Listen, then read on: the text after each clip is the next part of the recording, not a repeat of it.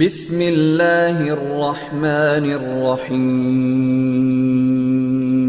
مفتی طارق مسعود کے بیانات سننے کے لیے کاوش ٹی وی کو سبسکرائب کریں۔ الحمدللہ نحمده ونستعینه ونستغفره ونؤمن به ونتوکل علیہ ونعوذ باللہ من شرور انفسنا ومن سیئات اعمالنا من يهده الله فلا مضل له ومن يضلل فلا هادي له ونشهد أن لا إله إلا الله وحده لا شريك له ونشهد أن محمدا عبده ورسوله صلى الله تعالى عليه وعلى آله وأصحابه وبارك وسلم تسليما كثيرا كثيرا أما بعد فأعوذ بالله من الشيطان الرجيم بسم الله الرحمن الرحيم أأمنتم من في السماء أن يخسف بكم الأرض فإذا هي تمور أم أمنتم من في السماء أن يرسل عليكم حاصبا فستعلمون كيف نذير ولقد كذب الذين من قبلهم فكيف كان نكير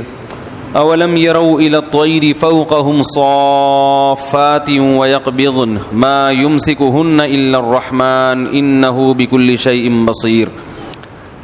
سورہ ملک کی ان آیات پر بیان چل رہا تھا۔ اللہ تعالیٰ فرماتے ہیں کیا تم بے خوف ہو اس ذات سے جو آسمان میں ہے، ان یخسف بکم الارض کہ وہ تمہیں زمین میں دھسا دے، فستعلمون کیف نذیر ام امنتم من فی السماء ان یرسل علیکم حاصبا فستعلمون کیف نذیر، یا تم بے خوف ہو گئے کہ وہ اللہ آسمان سے پتھروں کی بارش نازل کرے تو تمہیں پتہ چل جائے گا کہ میرا ڈرانا کیسا تھا۔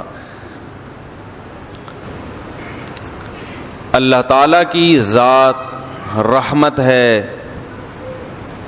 اپنے بندوں پہ مہربان ہے، رحم کرنے والا ہے، لیکن اللہ تعالیٰ کی ذات کا ایک دوسرا پہلو بھی ہے، وہ پہلو ہے انتقام لینا۔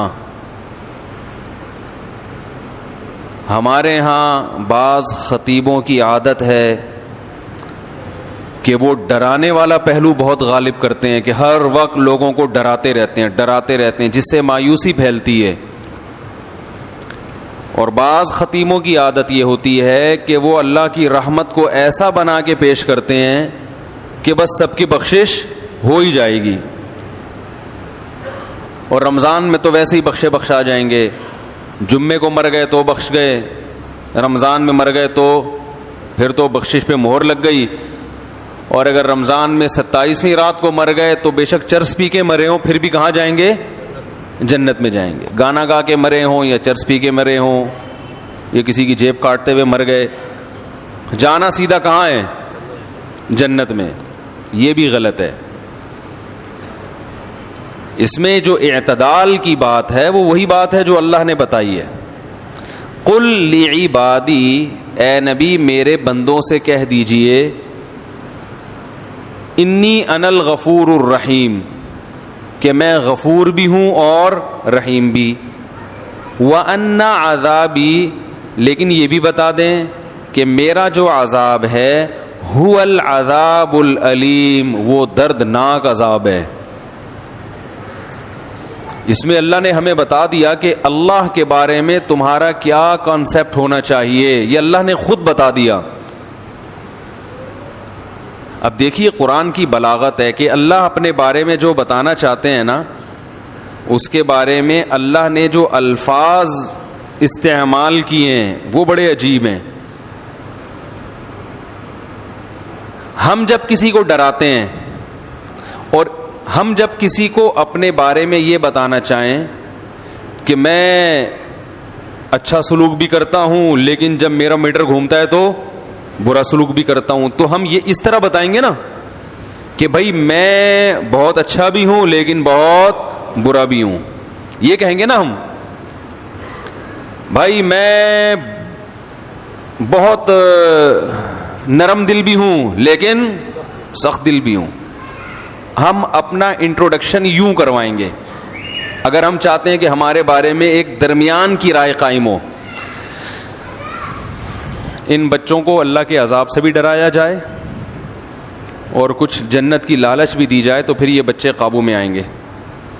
بھائی یہ ان کو بھیجو, یہ ان کا میٹر بڑا شارٹ ہوتا ہے. آپ ذرا جائیں اوپر جا کے بچوں کو سنبھالیں, پہلے کوشش کریں محبت سے, ورنہ پھر آپ دکھائیں کہ آپ کیا ہیں. یہ جو جانے لمبے سے, یہ بڑا میں نے کئی دفعہ دیکھا ان کا میٹر شارٹ ہوا ہے. تو یہ بچوں کو ذرا سنبھالنا پڑتا ہے, ورنہ بچے کہاں باز آتے ہیں. تو ہم جب اپنا تعارف کروائیں گے تو ہم کیا کہیں گے؟ بھائی میں سخت بھی ہوں اور طبیعت نرم بھی ہوں. اللہ نے جب اپنا تعارف کروایا تو اللہ نے کہا قل لعبادی, اے نبی آپ میرے بندوں کو میرے بارے میں تعارف کروا دیں. کیا تعارف ہے؟ 3 طریقے ہو سکتے تھے اپنے انٹروڈکشن کے, جو اللہ کی صفات ہیں ان کو بیان کرنے کے 3 طریقے ہو سکتے تھے. ایک طریقہ یہ ہو سکتا تھا کہ میں غفور الرحیم بھی ہوں اور سخت عذاب والا بھی ہوں, سخت عذاب والا بھی ہوں. ایک طریقہ تو یہ ہو سکتا تھا. ایک طریقہ یہ ہو سکتا تھا کہ میری رحمت بھی بہت بڑی ہے اور میرا عذاب بھی بہت بڑا ہے. دیکھو ایک ہوتا ہے اپنی صفت بیان کرنا, ایک ہے اپنے فعل کی صفت بیان کرنا. تھوڑی سی ٹیکنیکل باتیں کچھ زیادہ ہو رہی ہیں, میں اس کو کوشش کروں گا آسان طریقے سے سمجھاؤں. اپنی صفت کا مطلب کیا ہے کہ میں ایسا ہوں, اور اپنے عمل کی صفت کا مطلب میرا عذاب ایسا ہے, میں جیسا مرضی ہوں چھوڑو اس کو, میرا عذاب کیا ہے ایسا خطرناک. دوسرا رحمت کو یوں بھی بیان کیا جا سکتا ہے میں رحیم ہوں, اور ایک طریقہ یہ کہ اپنی صفت نہیں بلکہ میری رحمت ایسی ہے. بھائی نتیجہ تو دونوں کا ایک ہی نکلے گا نا, لیکن فرق کیا ہے؟ ایک میں اپنا تعارف کروایا جا رہا ہے, ایک میں اپنے فعل کا تعارف کروایا جا رہا ہے, اپنے عمل کا. ارے بھائی جب کسی کو دھمکی دیتے ہو, ایک بولتے, ایک طریقہ یہ کہ میں بہت سخت آدمی ہوں, اور ایک ہے میرا چماٹ بہت سخت ہے. اب سمجھ میں آئے گا جو میں کہنا چاہ رہا ہوں, میرا جھانپڑ بہت ٹائٹ ہے. ایک طریقہ یہ ہے نا. بھائی کوئی پیسے نہیں دے رہا آپ کے, 1 لاکھ روپے لے کے بھاگا ہوا دے نہیں رہا, آپ جاؤ گے اس کے گھر, بیل بجاؤ گے, بھائی جان اندر, اب 25ویں دفعہ آپ کے گھر آ رہا ہوں, اندر باہر آئیے. جی کیا کام ہے؟ جی بھائی بات یہ ہے کہ میں 25ویں دفعہ پیسے مانگنے کے لیے آ رہا ہوں آپ کے گھر میں. وہ کہہ رہا ہے یار اصل میں ایکچولی مسئلہ, جیسے کہ لوگ کرتے ہیں, ایکچولی مسئلہ یہ ہے کہ وہ ابھی میرے پیسے بھی نکلے نہیں ہیں, کھلے نہیں ہیں, یا کیا ہے, کوئی بھی ٹاپک کرا دے آپ کو, تو آپ اسے 2 طریقوں سے دھمکی دے سکتے ہو. ایک تو یہ کہ تجھے پتہ نہیں ہے کہ میں کون ہوں, میں بہت سخت آدمی ہوں, اور ایک یہ کہ میرا چماٹ, بیٹا تو نے ابھی میرا جھانپڑ کھا کے دیکھا نہیں. یہ دھمکی دینے کے 2 طریقے ہو گئے. ایک اپنی صفت کو بیان کیا جا رہا ہے کہ میں ایسا ہوں, اور ایک اپنے عمل کو کہ میرا چماٹ ہے بھائی وہ ایسا ہے. اسی طرح رحمت کو بیان کرنے کے بھی 2 طریقے ہیں. آپ نے کسی سے کہا کہ یار میرا یہ چھوٹا سا کام کر دو, وہ کر نہیں رہا, تو آپ کہہ رہے ہو یار تم تھوڑا سا میرا کام کرو گے نا تو میں بڑا نوازنے والا آدمی ہوں, یہ ذہن میں رکھنا. آج تم میرے کام آ جاؤ تو کل میں بہت نوازوں گا, کیونکہ میں بہت سخی آدمی ہوں, بہت نوازنے والا آدمی, بڑا قدردان ہوں. یہ اپنی صفت کو کیا کیا جا رہا ہے؟ ہائی لائٹ, کہ میں قدردان ہوں. اور ایک طریقہ یہ ہے کہ بھائی یار یہ میں چھوٹا سا کام تم سے کہا ہے, ضرورت ہے کر دو. اگر تم نے کر دیا تو ایک بات ذہن میں رکھنا کہ میں جب کسی کو نوازتا ہوں تو میری نوازشیں بہت زیادہ ہوتی ہیں. تو یہاں اپنے عمل کو بیان کیا جا رہا ہے کہ میرا عمل, نتیجہ دونوں کا ایک ہی نکلے گا نا, یعنی وہ خوش ہو جائے گا. اب قرآن کی بلاغت دیکھو, انداز دیکھو قرآن کا. 3 طریقے ہو سکتے تھے بیان کرنے کے. ایک یہ کہ اللہ یہ کہتے ہیں کہ اے نبی میرے بندوں سے کہہ دیں کہ میری رحمت بھی بہت بڑی اور میرا عذاب بھی بہت بڑا, میری مار بھی بہت بڑی اور عطائیں بھی بہت بڑی. ایک انداز تو یہ ہو سکتا تھا. ایک انداز یہ ہو سکتا تھا کہ میں بڑی عطا والا ہوں, بڑی رحمت والا ہوں اور بڑے عذاب والا ہوں. کیا خیال ہے؟ دوسرا طریقہ یہ ہو سکتا تھا. لیکن اللہ نے, اور تیسرا طریقہ یہ ہو سکتا تھا کہ میں بہت عذاب والا ہوں, رحمت میری بہت بڑی ہے، یعنی رحمت بھی میری بہت بڑی. چوتھا طریقہ یہ ہو سکتا ہے کہ میں بہت رحمت والا ہوں، عذاب بھی میرا بہت بڑا ہے. ارے کیا ہو گیا بھائی؟ تو اللہ تعالیٰ نے 3 طریقے چھوڑ کر چوتھا طریقہ اختیار کیا. جہاں رحمت کی باری آئی تو اپنی صفت کو ہائی لائٹ کیا، یعنی کہ میری عطائیں بہت بڑی ہیں، نہ نہ نہ، میں بہت رحمت کرنے والا اور بہت مغفرت کرنے والا ہوں، لیکن عذاب بھی میرا کیا ہے، یعنی کہ میں بہت بڑے عذاب والا ہوں.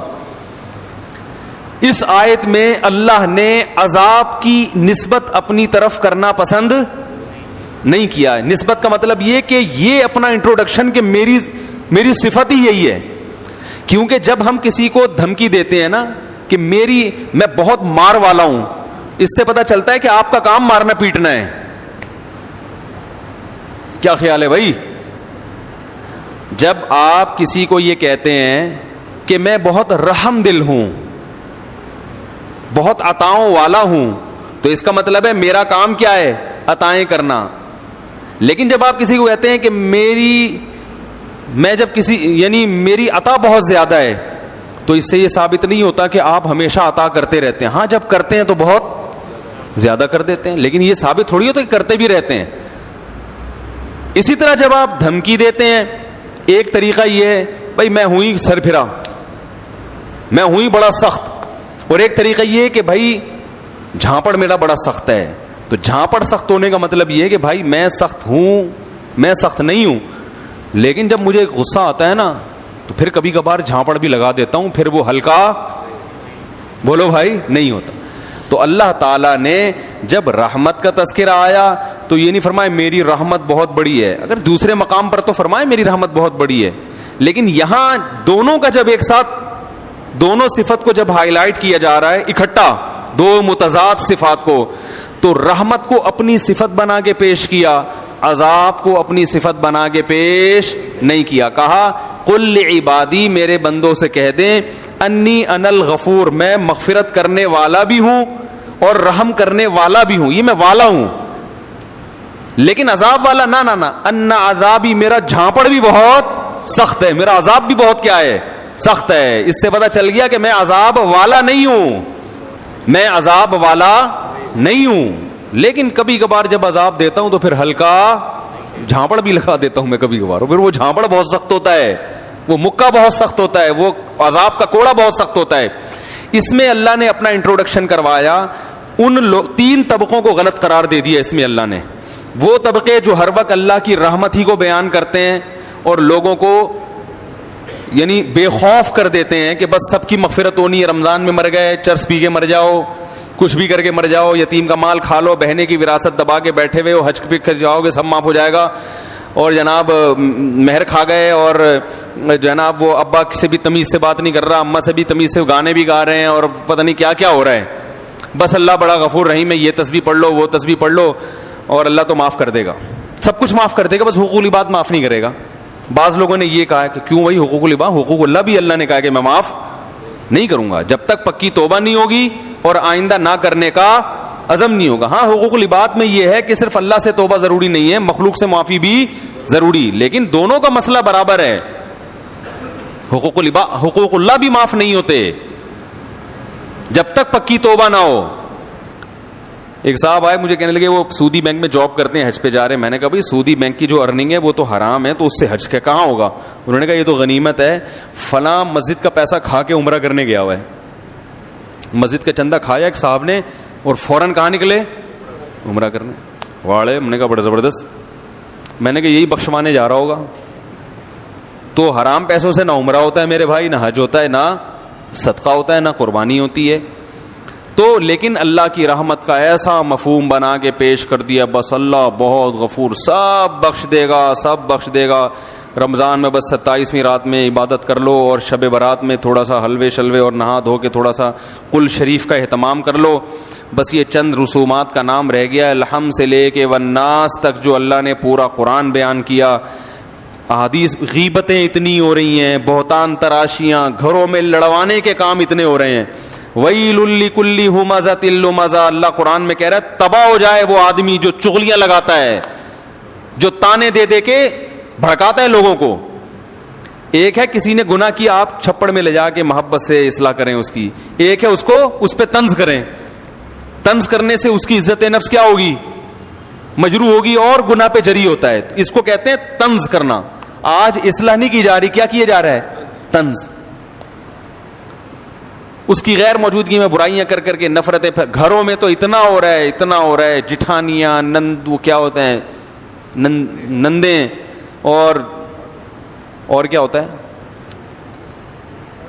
ابے جٹھانیاں بھی ہوتا ہے, نندے بھی ہوتے ہیں, اور بھی کچھ ہوتا ہے نا. دیورانی, یہ بھول گیا تھا میں, بہت اہم پارٹ ہے ان کا. دیورانیاں, جٹھانیاں اور نندیں. اسرائیل اور عرب کی ایسی جنگ نہیں ہے جیسی گھروں میں ان کی جنگیں چل رہی ہیں.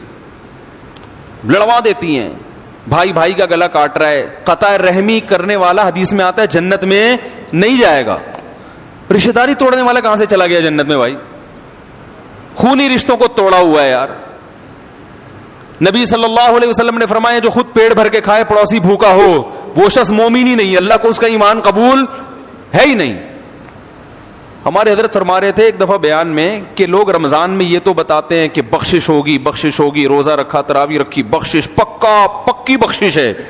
تیسرا عشرہ جہنم سے خلاصی, 27ویں رات میں تو جنت ہی جنت کا. یہ بھی تو حدیث میں آتا ہے کہ جو روزہ رکھ کے بھی جھوٹ نہ چھوڑے اس کو بھوک اور پیاس کے علاوہ کچھ بھی حاصل, اور جو تہجد پڑھ کے بھی برائی نہ چھوڑے اس کو رات کو جاگنے کے علاوہ کچھ بھی حاصل. یہ بھی تو حدیثیں ہیں. تو ایک طرف اللہ کی رحمت میں اتنا غلو کرایا جاتا ہے کہ لوگ گناہوں پہ جری ہونے لگتے ہیں. یار سب حلال ہے, سب کرتے رہو, بس یہ کر لیں گے, یوں کر لیں گے, ایک مسجد کے ڈبے میں چندہ ڈال دیں گے 5 روپے, اور وائپر والے کو 5 روپے پکڑا دیں گے, شیشہ بھی صاف ہو جائے گا اور صدقہ بھی ہو جائے گا. عیدی سینٹر میں ایک بکرا دے دیں گے. اور یہ بھی جب دیتے ہیں جب اپنا کوئی مریض بیمار ہوتا ہے. اور دوسری طرف غلو کیا ہے, بعض حضرات اتنا ڈراتے ہیں کہ 4 آدمیوں کے علاوہ کوئی جنت میں, وہ 4 مشہور شخصیات سب جانتے ہی ہیں. ان میں 2 پاکستان میں, ایک سعودی عرب میں, اور ایک مجھے بھی ذہن میں نہیں آ رہی, لیکن وہ ہی جنت میں جائیں گے. انہوں نے ایسا دین کو بنا کے پیش کیا ہے کہ یہ سارے مولوی جہنمی ہیں بھائی, یہ سارے فرقہ پرست, اور ان مولویوں کے پیچھے چلنے والے بھی سارے جہنمی, اور جناب جو اچھے اعمال ہیں وہ بھی قبول. اسلام ہی غلط آیا تھا صدیوں پہلے بر صغیر میں, جو اسلام آیا تھا وہ اسلام ٹھیک تھا ہی نہیں. اب ہم اس کو ٹھیک کرنے میں بولو بھائی لگے ہوئے. جب تک اس مخصوص طریقے سے جو میری تحقیق کے مطابق قرآن حدیث کی تحقیق ہے, جو میری تحقیق کے مطابق جب تک اس طریقے سے نماز نہیں پڑھو گے وہ سنت کے مطابق ہے ہی نہیں. جب تک میرے والے نظریے کو فالو نہیں کرو گے, جو میں نے ریسرچ کر کے حدیث نمبر کے ساتھ پیش کیا ہے, اس وقت تک آپ کا شمار بدعتیوں میں ہوگا. وہ ایسا بنا کے پیش کرتے ہیں کہ یہ بھی جہنم, وہ بھی جہنم, فلانا بھی جہنم, فلانا بھی جہنم. تو 4 آدمی 4 6 8 10 بچتے ہیں, اور وہ 4 6 8 10 بھی ان کی تحقیق کے مطابق ان میں سے صرف ایک ہی ہوتا ہے, وہ خود ہوتے ہیں. وہ تو ہم دل بڑا کر کے کہہ رہے ہیں کہ ان کی ریسرچ کے مطابق یہ 4 آدمی ہیں, لیکن ان کی تحقیق کے مطابق ان 4 میں سے بھی 3 نہیں ہے, صرف وہ اکیلے ہی ہیں. سمجھ رہے ہیں بات کو؟ وہ ایسا بھائی جنت بنی کس کے لیے اللہ کے بندو؟ یہ سارے مسلمان کہاں جائیں گے؟ یہ مولوی سب سے پہلے جائیں گے. اس امت کے جو علماء ہیں وہ عام پچھلی امتوں کی طرح نہیں ہے. اس امت کی جیسے فضیلت ہے اس امت کے علماء کی بھی فضیلت ہے. صبح و شام مولویوں کی برائی لوگ کر, میں کہتا ہوں یار اگر یہ مولوی جنت میں نہیں جائیں گے تو یہ بیچارے جیسے تیسے ہو نماز تو پڑھ لیتے ہیں نا, موٹی موٹی برائیوں سے تو بچ لیتے ہیں بیچارے, داڑھی تو رکھ لیتے ہیں, شلوار ہی ٹخنوں سے اوپر, کم از کم لباس تو اپنا شریعت کے مطابق پہن لیتے ہیں. نہیں جی, سب سے بڑے فسادی کون ہیں؟ مولوی ہیں. میں مانتا ہوں مولویوں میں فسادی بھی ہیں, لیکن اچھے بھی ہول سیل کے حساب سے مولویوں میں ہی ملیں گے آپ. اگر اس معاشرے کو مولوی لیس کر دو چند دنوں کے لیے, مولوی سے پاک کر دو چند دنوں کے لیے, تو میرے بھائی آپ کو اس تباہی کی طرف معاشرہ, اور جو آج کل جدید قسم کے اسکالر آ رہے ہیں نا, ایسی تباہی کی وقتی طور پر آپ کو لگے گا کہ آپ اب سچی مچی کا اسلام فالو کر رہے ہو, وقتی طور پر لگے گا. لیکن آپ ایسے بے لگام اونٹ بنو گے کہ آپ کو نہیں پتا ہوگا کہ آپ کی اولاد کی منزل کہاں ہے, وہ کیا بنے گی. ایسے بے لگام اونٹ بن جاؤ گے. پھر یہ لبرل لوگ آپ پہ حاوی آ جائیں گے. کچھ دو قسم کے لبرل مارکیٹ میں پائے جاتے ہیں. ایک جو لبرل پنے کی انتہا کو پہنچے ہوئے ہیں, وہ تو اسلام کو مانتے ہی نہیں ہیں, جیسے فساد چودھری صاحب ہمارے بھی, وہ تو یعنی زبان سے کہتے ہیں کہ ہم مسلمان ہیں, لیکن ان کو طرز عمل سے ایسا لگتا ہے کہ ان کو افسوس ہو رہا ہے کہ میں مسلمان کیوں پیدا ہو گیا, میں مسلمان پیدا کیوں ہو گیا. کیونکہ یہ جب میوزک بھی انجوائے کرنا چاہیے, جو میوزک انجوائے نہیں کرتے وہ غلط ہیں. اور وہ جو ان کی مشہور تقریر ہے جس میں انہوں نے بہت اچھا انٹرویو دیا تھا, تو ان کے طرز عمل سے, اس طرح کے جو لبرل لوگ ہیں ان کے طرز عمل سے ایسا لگتا ہے کہ کاش ہم مسلمان پیدا نہ, کیونکہ وہ ہر چیز میں گورے کو ترجیح دیتے ہیں. یار وہ اچھے, تو بھائی تم پھر ادھر ہی جا کے رہو, اسی مذہب کو فالو کرو. اگر وہ مذہب لیس ہیں تو تم بھی مذہب لیس بن جاؤ. تو یہ خام میں اپنے نام کے ساتھ اسلام کا پھلترو لگانے کی کیا ضرورت ہے؟ پھلترو کی طرح چپکا ہوا ہے آپ کے ساتھ بلا وجہ. تو چھوڑو, اپنے لبرل بنو تو صحیح طریقے سے. گورا منافق تو نہیں ہے نا بھائی. انگریز تو کہتا ہے میں قرآن و حدیث کو نہیں مانتا, لہذا وہ عقل سے دلائل دیتا ہے, وہ بحث کرتے ہیں عقل سے. اور یہ بات ان میں اچھی ہے کہ منافق نہیں ہے. واقعی اکثر گورے ہم نے دیکھے ہیں منافق نہیں ہوتے, جو اندر ہے وہی کیا ہے, باہر ہے. وہ کہتے ہیں میں مذہب کو مانتا ہی نہیں. جاؤ, ان کے چند بنیادی اصول ہیں, ان اصولوں کو لے کے وہ زندگی گزارتے ہیں. کہتے ہیں بھئی رسپیکٹ کا حق ہر ایک کو حاصل ہے, ہر ایک کو عزت دو. جو ان میں اچھے لوگ ہیں ان کی بات کر رہا ہوں. عزت ہر ایک کو دو, تمیز سے ہر آدمی سے بات کرو, چوری نہ کرو, یہ نہ کرو, ملک کے قوانین کو فالو کرو. انہوں نے ایک اصول بنایا ہوا ہے, نماز روزہ ان کی لغت میں اور ان کی ڈکشنری میں جنت جہنم بولو بھائی نہیں. تو آپ بھی ایسے بن جاؤ, خام میں اسلام کا نام لے کے آپ جناب وہ نہ ادھر کے نہ ادھر کے. دوسرے لبرل وہ لوگ ہیں کہ وہ مسلمان تو کہتے ہیں اپنے آپ کو, اور ان کو اسلام سے محبت بھی ہے, لیکن ان کو اسلام ایسا چاہیے جو انگریزوں کو بھی پسند ہو. سمجھ میں آ رہی ہے بات؟ تو اب ایسا اسلام تو نازل ہوا نہیں جو انگریزوں کو کیا ہو, صحیح نا, پسند ہو. تو وہ یہ کوشش کرتے ہیں کہ یہ پرانے والے اسلام کو کاٹ چھانٹ کر کے نیا بنا دیا جائے, جدید تقاضوں کے مطابق بنا دیا جائے. تو اس ٹائپ کے لوگ بھی ہیں جو آپ سنتے ہی ہیں یوٹیوب پہ, اس ٹائپ کے لوگ بھی آ رہے ہیں کہ بھائی اسلام کو اب کیا کرنا چاہیے. بولو نا بھائی, تھوڑا چینج کرنا چاہیے. چینج کا مطلب یہ کہ یہ پردہ ایکچولی اصل میں آنکھوں کا ہونا چاہیے, داڑھی اصل میں وہ تو ایک کلچر تھا, تو وہ داڑھی واڑی تو کچھ بھی نہیں ہوتا. سنت کوئی رکھنا چاہے تو ٹھیک ہے, اصل تو اسلام یہ ہے کہ لوگوں سے محبت سے پیش آؤ. تو یہ تو قادیانی بھی کہتا ہے بھائی لوگوں سے, انگریز بھی کہتا ہے, ہندو بھی کہتا ہے لوگوں سے محبت سے پیش آؤ. نماز پڑھ لو, بہت اچھی بات ہے. ایک نماز چھوڑنے والے کو حکومت سزا بھی دے, کوڑے بھی لگائے. اسلام میں تو یہ نا کہ حکومت بے نمازی کو کیا دے گی, مسلمان کو سزا ملے, غیر مسلم کو نہیں, مسلمان کو سزا ملے گی اسلامی حکومت میں. نہیں یہ سزا وزا نہیں ہوتا. تو انہوں نے اتنا زیادہ ماڈرنزم کی طرف گئے. دیکھو اسلام ماڈرنزم کے خلاف نہیں ہے, یہ ذہن میں رکھو.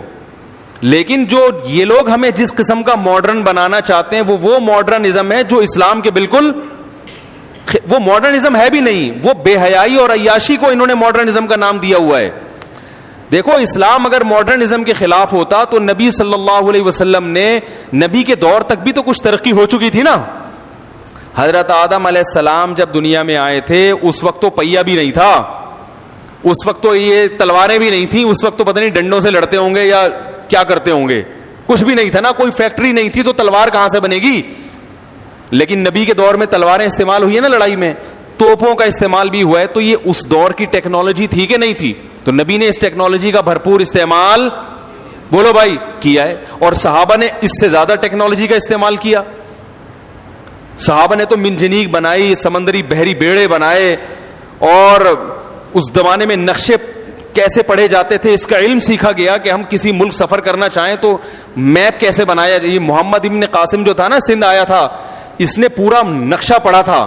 ایک دفعہ کہا جاتا ہے, کتابوں میں لکھا ہے, اس نے پورا نقشہ پڑھا اور اسی نقشے کو محفوظ کر کے سندھ پہنچائے. تو یہ بھی تو ٹیکنالوجی تھی نا. تو یہ والا جو ماڈرنزم ہے, اسلام اس کے خلاف نہیں ہے, اس کے بالکل خلاف نہیں ہے اسلام. لیکن یہ ماڈرنزم کے نام پہ جو بے حیائی پھیلانا چاہتے ہیں, اسلام کو چینج کرنا چاہتے ہیں, تو ان کی راہ میں رکاوٹ کون ہے؟ صرف علماء ہیں. صرف علماء, جن کو مولوی کہا جاتا ہے, جن کو مولانا کہا جاتا ہے, یہ رکاوٹ ہیں. اور یاد رکھو, یہ جو مسجدوں میں امامت کرنے والے مولوی ہیں نا, چھوٹے چھوٹے سے بیچارے, ہم جیسے, ہم تو بہت نالائق ہیں, لیکن آپ ان کو ہلکا نہ سمجھا کریں. سب سے پہلا انسان اسلام کا جو تعارف کرواتے ہیں نا بچے کے سامنے, وہ اس کی مسجد کا امام ہوتا ہے. اس امام سے پتہ چلتا ہے, اس کے حلیے سے, اس کے نماز پڑھانے سے بچے کو پتہ چلتا ہے کہ ہم کیا ہیں, مسلمان ہیں. محلے میں مسجد کا ہونا, مسجد ہوگی تو مولوی بھی ہوگا نا اس میں. تو یہ چیز لاشعوری طور پر بچے میں یہ جذبہ بیدار کرتی ہے کہ ہم کیا ہیں, مسلمان. میں نے اگر سب سے پہلے کسی کو سنا ہے اپنے گھر سے باہر, تو اپنی مسجد کے امام صاحب کو سنا ہے. لیکن جب انسان بڑا ہو جاتا ہے, بڑے بڑے اسکالر ملتے ہیں, تو اپنی مسجد کے محلے کے امام کو وہ کیا ہو جاتا ہے, بھول جاتا ہے. اس کی مثال بالکل ایسے ہے جیسے مدرسے میں وہ استاذ جس نے اس کو الف با تا سکھایا تھا, اس کا سب سے بنیادی کردار ہوتا ہے بنیاد رکھنے میں, لیکن طالب علم اس استاذ کو یاد نہیں رکھتے, یاد رکھتے ہیں اس کو جو بخاری پڑھاتے ہیں. کہ بنیاد کس نے رکھی تھی؟ جس نے الف با تا سکھایا تھا. تو یاد رکھو, انگریز جب بھی کہیں گیا ہے نا, اور اس نے اگر اسلام ختم کرنے کی کوشش کی ہے, تو سب سے پہلے وہاں مسجدوں پہ پابندی لگائی اور مسجد کے مولوی کو پکڑا ہے اس نے. جہاں سے بھی اسلام ختم کرنے کی کوشش کی گئی ہے, ترکی میں جب انقلاب آیا تو سب سے پہلے کس پہ قابو پایا گیا ہے؟ مسجد کے مولویوں پر. اس کو پتا تھا مصطفیٰ اتاترک کو کہ ان کو سب سے پہلے لگام دو, ورنہ اسلام کو ختم کرنا ممکن نہیں ہے. تو یہ کیا بات کر رہی تھی, کہاں سے کہاں چلا گیا میں. تو یہ جو ہے نا, دو انتہائیں ہیں. تو ان انتہاؤں میں سیدھا راستہ کون بتاتا ہے؟ صرف علماء بتاتے ہیں. تو اس امت کے علماء کو انبیاء کا وارث قرار دیا گیا. حدیث میں آتا ہے العلماء ورثۃ الانبیاء, علماء نبیوں کے وارث ہیں, کیونکہ اب نبی نہیں آئیں گے تو ان کی جانشینی کون اختیار کرے گا؟ علماء اختیار کریں گے. تو میں یہ عرض کر رہا تھا کہ ایک طبقہ وہ ہے جو اللہ کی رحمت کو بہت بنا کے پیش کرتا ہے, دوسرا طبقہ ایسا بنا کے پیش کرتا ہے کہ سارے مولوی جہنم میں جا رہے ہیں. تو بیچارے وہ مولوی جو آپ کو اسلام بتاتا ہے, جو مسجدوں میں نماز پڑھاتا ہے, جو بیچارہ اذان دیتا ہے, جو ایک طبقہ ہے جو دین کی خدمت کے لیے اپنے آپ کو فارغ کر کے بیٹھا ہوا ہے, اسی کو آپ نے جہنم میں بھیج دیا. ہاں ٹھیک ہے, ان میں کچھ غلط بھی ہوتے ہیں, میں مانتا ہوں کہ جہنم میں بھی جائیں گے. اور ایسے ایسے لطیفے لوگوں نے الٹے الٹے بنائے ہوئے ہیں کہ وہ ایک صاحب مجھے لطیفہ سنانے لگے کہ جو ہے نا, وہ ایک آدمی کو خواب آیا, وہ جنت میں گیا تو اس کو کوئی حور ہی نہیں مل رہی. تو اس نے کہا بھائی یہاں تو بڑی حور ہیں. اس نے کہا بھائی یہ حور سے نکاح پڑھانا پڑے گا, اور نکاح کے لیے کوئی مولوی ہمیں جنت میں مل نہیں رہا. تو میں نے کہا ٹھیک ہے بیٹا, بنا لو مولویوں پہ لطیفے, جنت میں کوئی مولوی مل نہیں رہا. تو میں اپنے طلبہ سے کہتا ہوں, جو ہمارے مدرسوں میں طلبہ پڑھتے ہیں نا, میں کہتا ہوں اس زمانے میں 8-8 10-10 سال اپنی جوانی کے بہترین ایام فارغ کر کے دینی تعلیم حاصل کرنا 24 گھنٹے کے لیے, یہ ظرف کسی دوسرے مذہب والوں میں نہیں ہے. میں کہتا ہوں ٹھیک ہے کوئی عملی کوتاہی بھی ہوگی, لیکن اللہ تمہارے اس عمل کو انشاءاللہ ضائع نہیں کرے گا. یہ بڑے قربانی کی بات ہے کہ وہ دور جب آپ کمانے کے قابل بنتے. میں جب مولوی بننے کے لیے آیا تو مجھے پتا ہے میرے کیا جذبات تھے. میرے دوست کوئی ڈپلوما کر رہا ہے کمپیوٹر میں, کوئی پاکستان نیوی میں جا رہا ہے کمیشن آفیسر, کوئی آرمی میں جا رہا ہے, کوئی یہ کر رہا ہے. ان کو دیکھ دیکھ کے ہمارے بھی بڑے جذبات ہوتے تھے کہ ہمارے بھی پر لگیں اور ہم بھی اڑ جائیں. ایسے وقت میں ہم کہاں جا کے بیٹھ گئے مدرسے کے بچوں کے ساتھ.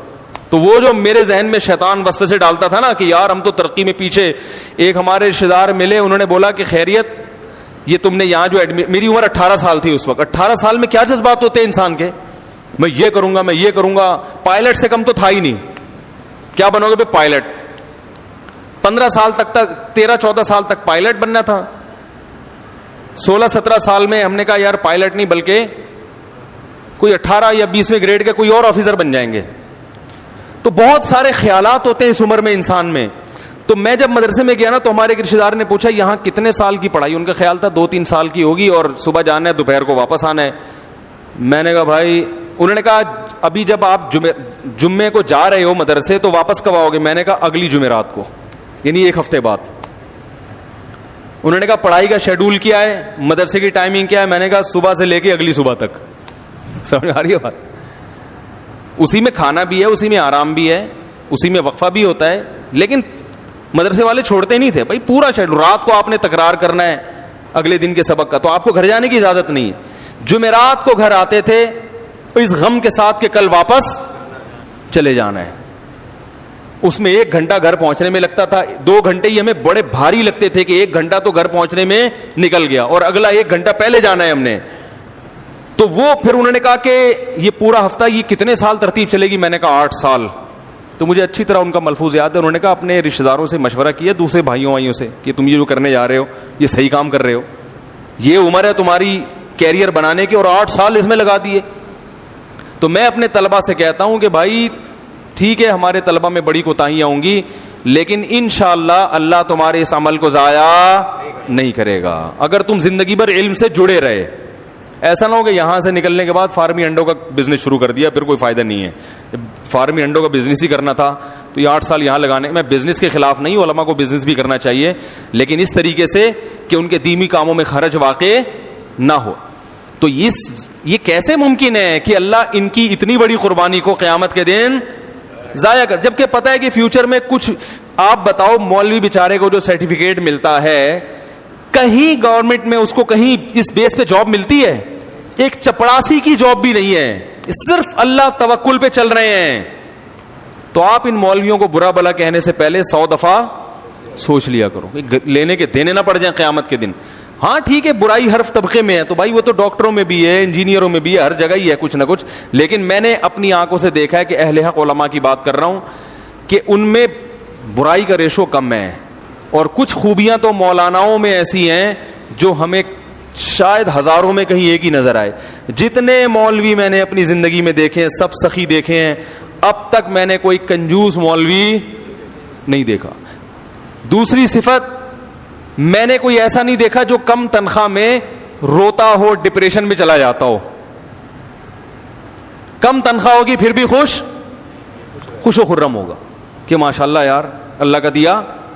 وہ الگ بات ہے محتمم سے پٹا ہو رہا ہوگا اس کا, یار تھوڑی سی تنخواہ بڑھاؤ, لیکن ڈپریشن میں نہیں جائے گا.